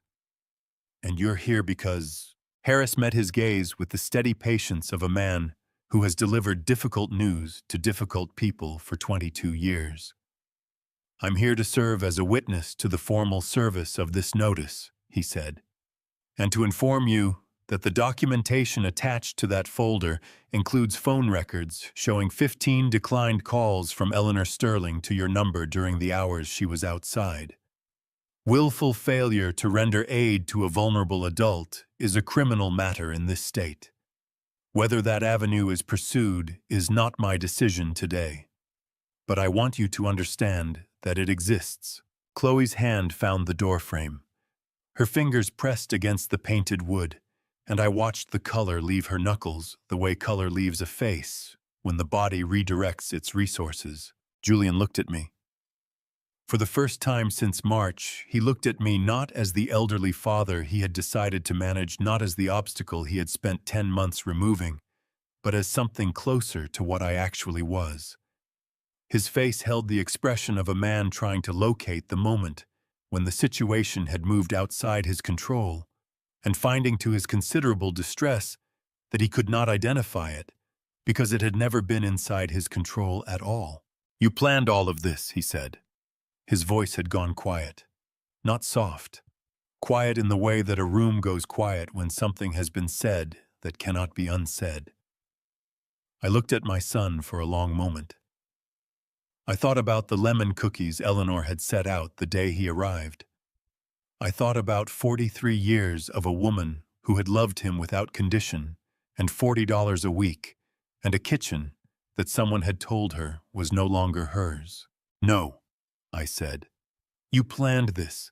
The moment you removed her credentials from that system, you wrote the last page of a document I had been hoping for 2 years I would never need to use." I paused. "I simply made sure there were consequences." Julian opened his mouth. He closed it again. Beside him, Chloe had stopped looking at me and was looking at Julian with an expression that I recognized because I had seen it in courtrooms more times than I could count, on the faces of people who have just understood that the person standing next to them has made decisions that are now also their consequences to carry. Robert said, 30 days, Julian. The clock started this morning. I turned and walked back down the porch steps to the car without looking back. Behind me, I heard the door close, not slammed, closed quietly by a man who had run out of performance and had nothing left to offer the morning but the sound of a latch catching. The first attorney Julian hired reviewed the trust documentation for 72 hours and returned the retainer on the fourth day with a letter that Robert forwarded to me without comment. The letter was 2 paragraphs long. The first paragraph cited a conflict of interest as the reason for withdrawal. The second paragraph, which Robert had underlined in pencil, noted that the trust instrument had been constructed with a level of procedural precision that the firm did not believe could be successfully challenged in the current legal environment, and that the client would be best served by exploring alternative arrangements. Alternative arrangements meant leaving. Julian did not explore alternative arrangements. He hired a second attorney, a younger man from a firm downtown that specialized in family disputes and real estate contestation, who agreed to review the documentation for a flat fee before committing to representation. That review took 6 days. On the 7th day, the attorney called Julian and told him that he would not be taking the case. Julian called Robert to demand an explanation. Robert told him politely and without elaboration that he was not in a position to explain the decisions of other attorneys and that the 30-day clock continued regardless. The second week brought a different kind of pressure. Julian began calling Thomas. I know this because Thomas told me each time it happened with the careful precision of a man who understood that the information was relevant and that I needed to hear it without editorializing. The first call was civil, almost brotherly Julian, suggesting that perhaps Thomas did not fully understand the situation and that a conversation between the two of them, without attorneys or police captains present, might clear up the misunderstanding. Thomas listened to the entire call without interrupting, and then said in the measured tone he used when he had thought something through completely before speaking, that he understood the situation very well and that the debt obligations Julian owed to his holding company were due in full upon demand, and that he would be in touch regarding repayment terms. Julian hung up. The second call came 3 days later and was not civil. Julian used language I will not reproduce here, accused Thomas of betraying the family for money, and demanded to know how much Arthur had paid him to participate in what Julian was now calling a coordinated scheme to defraud a family member of his rightful inheritance. Thomas waited for the call to finish, which took 4 minutes, and then said 2 things. The first was that Julian had never had a rightful inheritance in the house on Sycamore Drive, because the house had been titled in Eleanor's name for 14 months before Julian moved into it, which meant Julian had been residing in someone else's property without permission for the entire duration of his occupancy. The second was that Thomas would be arriving in person on the 28th day to discuss the debt repayment schedule and that Julian should have his financial documentation ready. Julian did not respond. He ended the call. On the 18th day, Julian appeared at the Hargrove Inn. I was not there when he arrived. I was at Robert's office reviewing the final transfer documentation. Eleanor was in the hotel room, and she called me at 11:40 in the morning with the particular steadiness in her voice that she used when she needed to tell me something without alarming me. Julian is in the lobby, she said. He asked the front desk to call up. I told them I would come down. Eleanor, I said. I know, she said. I'm not going down. I told the front desk I wasn't available, but I thought you should know he came. I drove back to the hotel. By the time I arrived, Julian was gone. The front desk manager, a composed young woman named Denise, told me that the gentleman had waited in the lobby for 40 minutes, had asked twice more to be announced, and had eventually left without incident. She described him as appearing, in her words, very tired. I thought about that on the elevator ride up. Very tired. Julian Sterling, who had spent 10 months moving through my house with the confidence of a man who had already won something, looking very tired in a hotel lobby where his mother had declined to see him. I did not feel triumphant. I want to be honest about that. What I felt was something closer to the particular exhaustion that follows a long and necessary effort, the feeling a surgeon might have after a difficult procedure that went correctly, and not celebration, but the quiet acknowledgement that the thing that needed to be done had been done. On the 22nd day, Julian came to the hotel again. This time I was there. He found me in the small sitting area near the elevator, where I had been reading and waiting for Eleanor to finish a phone call with Thomas. He looked worse than the front desk manager's description had prepared me for. He had lost weight in the particular way that stress takes weight from a man from the face first, and then the shoulders, and his clothes carried the slightly unfocused quality of a person who has been dressing without paying attention to what he is putting on. He sat down across from me without asking whether he could, which was, I supposed, consistent. "Dad," he said, "I need to talk to you." "I'm listening," I said. I set my book down. He leaned forward with his elbows on his knees, his hands clasped in front of him, and looked at the carpet between his feet for a long moment before looking up.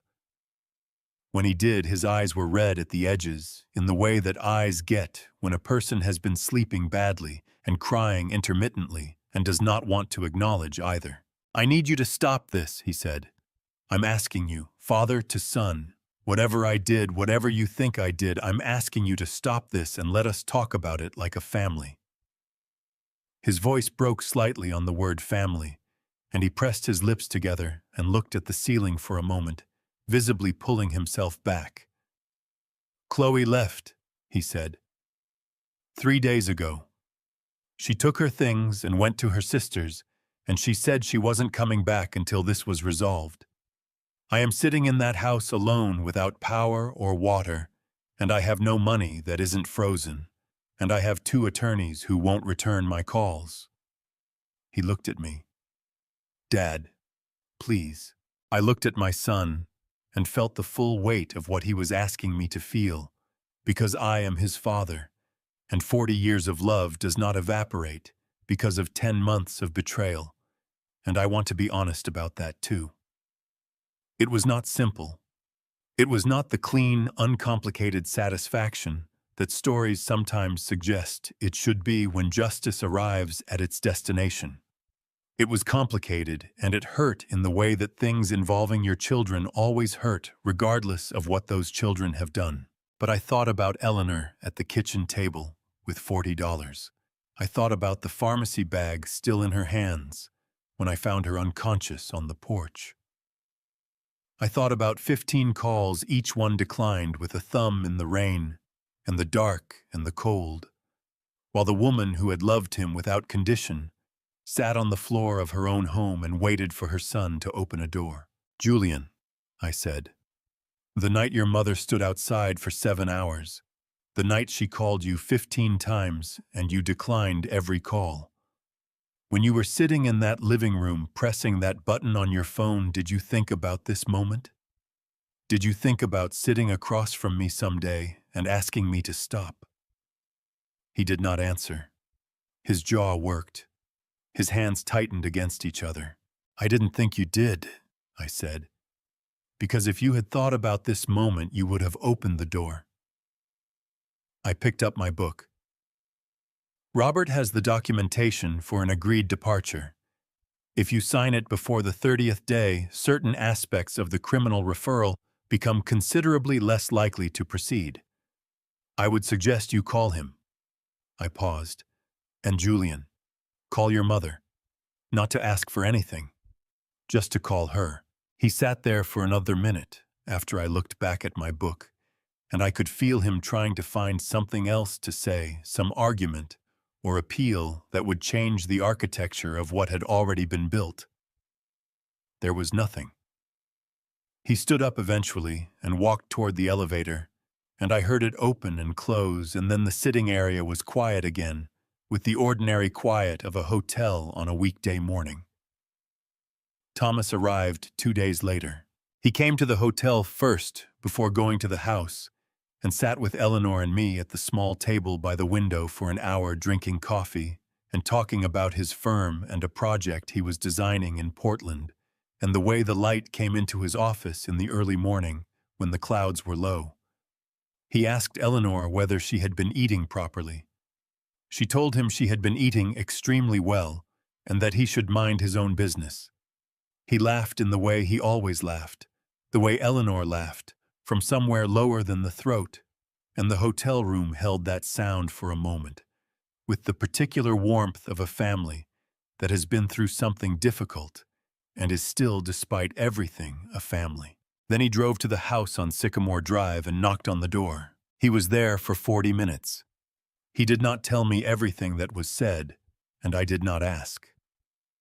What he told me was that Julian had signed the debt acknowledgement and agreed to the repayment structure, which, given the size of the obligation and Julian's current financial position, meant that a formal bankruptcy filing was the only realistic outcome.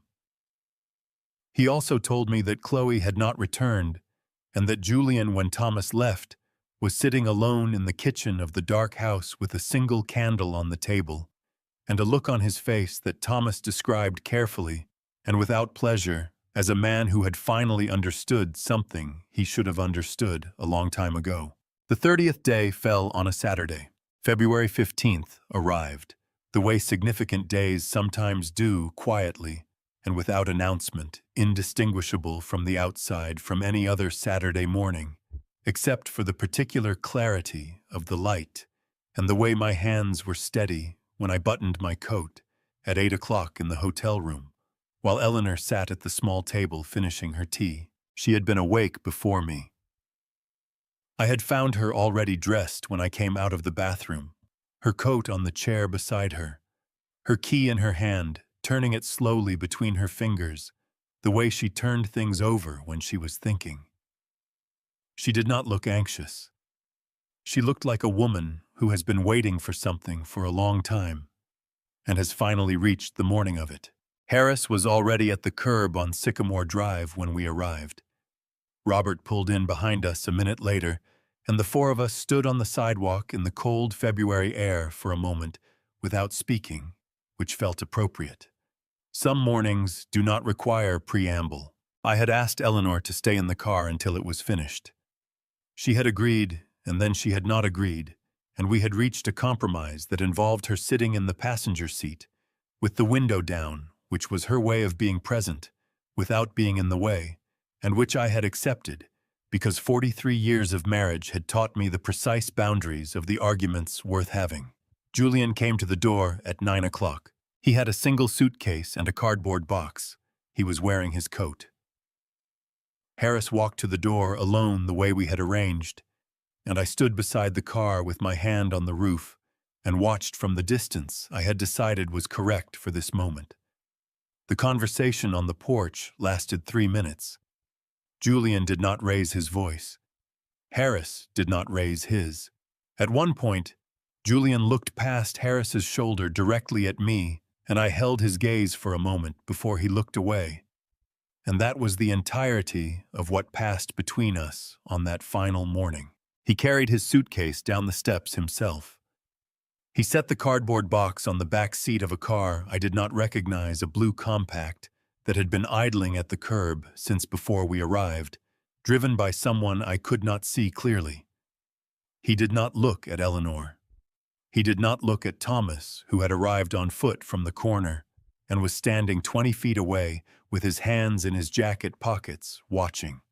Julian got into the passenger seat, pulled the door closed, and the blue compact moved away from the curb and drove to the end of Sycamore Drive and turned left and was gone. Thomas came and stood beside me. Neither of us said anything for a moment.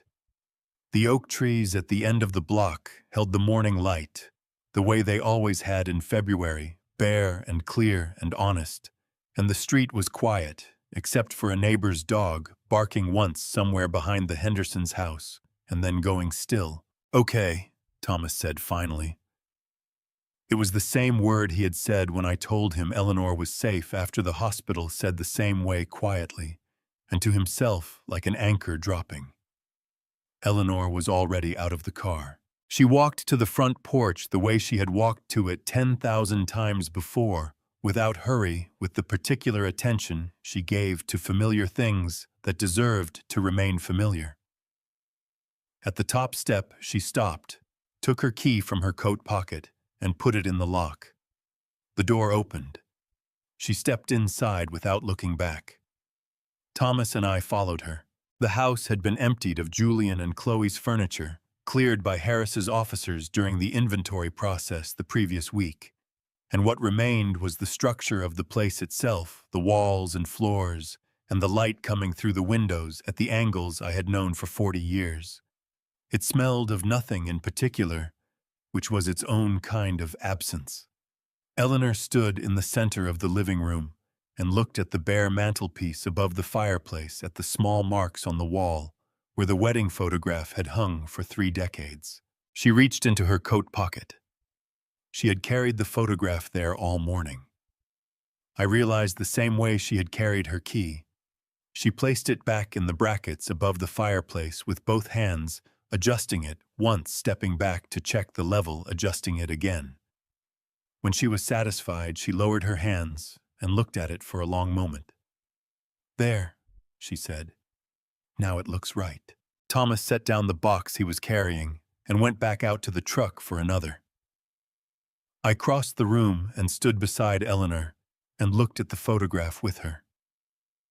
We are young in it, standing in her parents' garden in the summer before we were married, and Eleanor is laughing at something I said.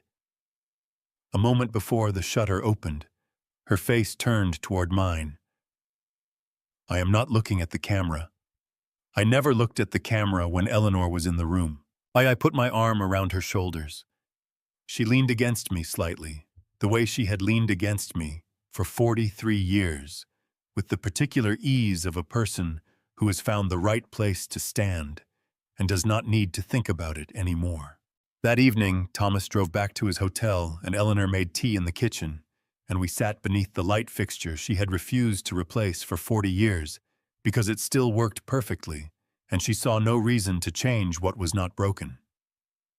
The house settled around us the way houses do when the right people come back to them quietly and without ceremony. Eleanor wrapped her hands around her mug. "Arthur," she said. "Eleanor," I said. She smiled across the table at me, and it was the same smile. It had always been unchanged by everything that had come after the garden in 1981. And I reached across and covered her hands with mine, and we sat there in the kitchen of the house on Sycamore Drive, while the February dark came in through the windows, and the tea went slowly warm between her palms.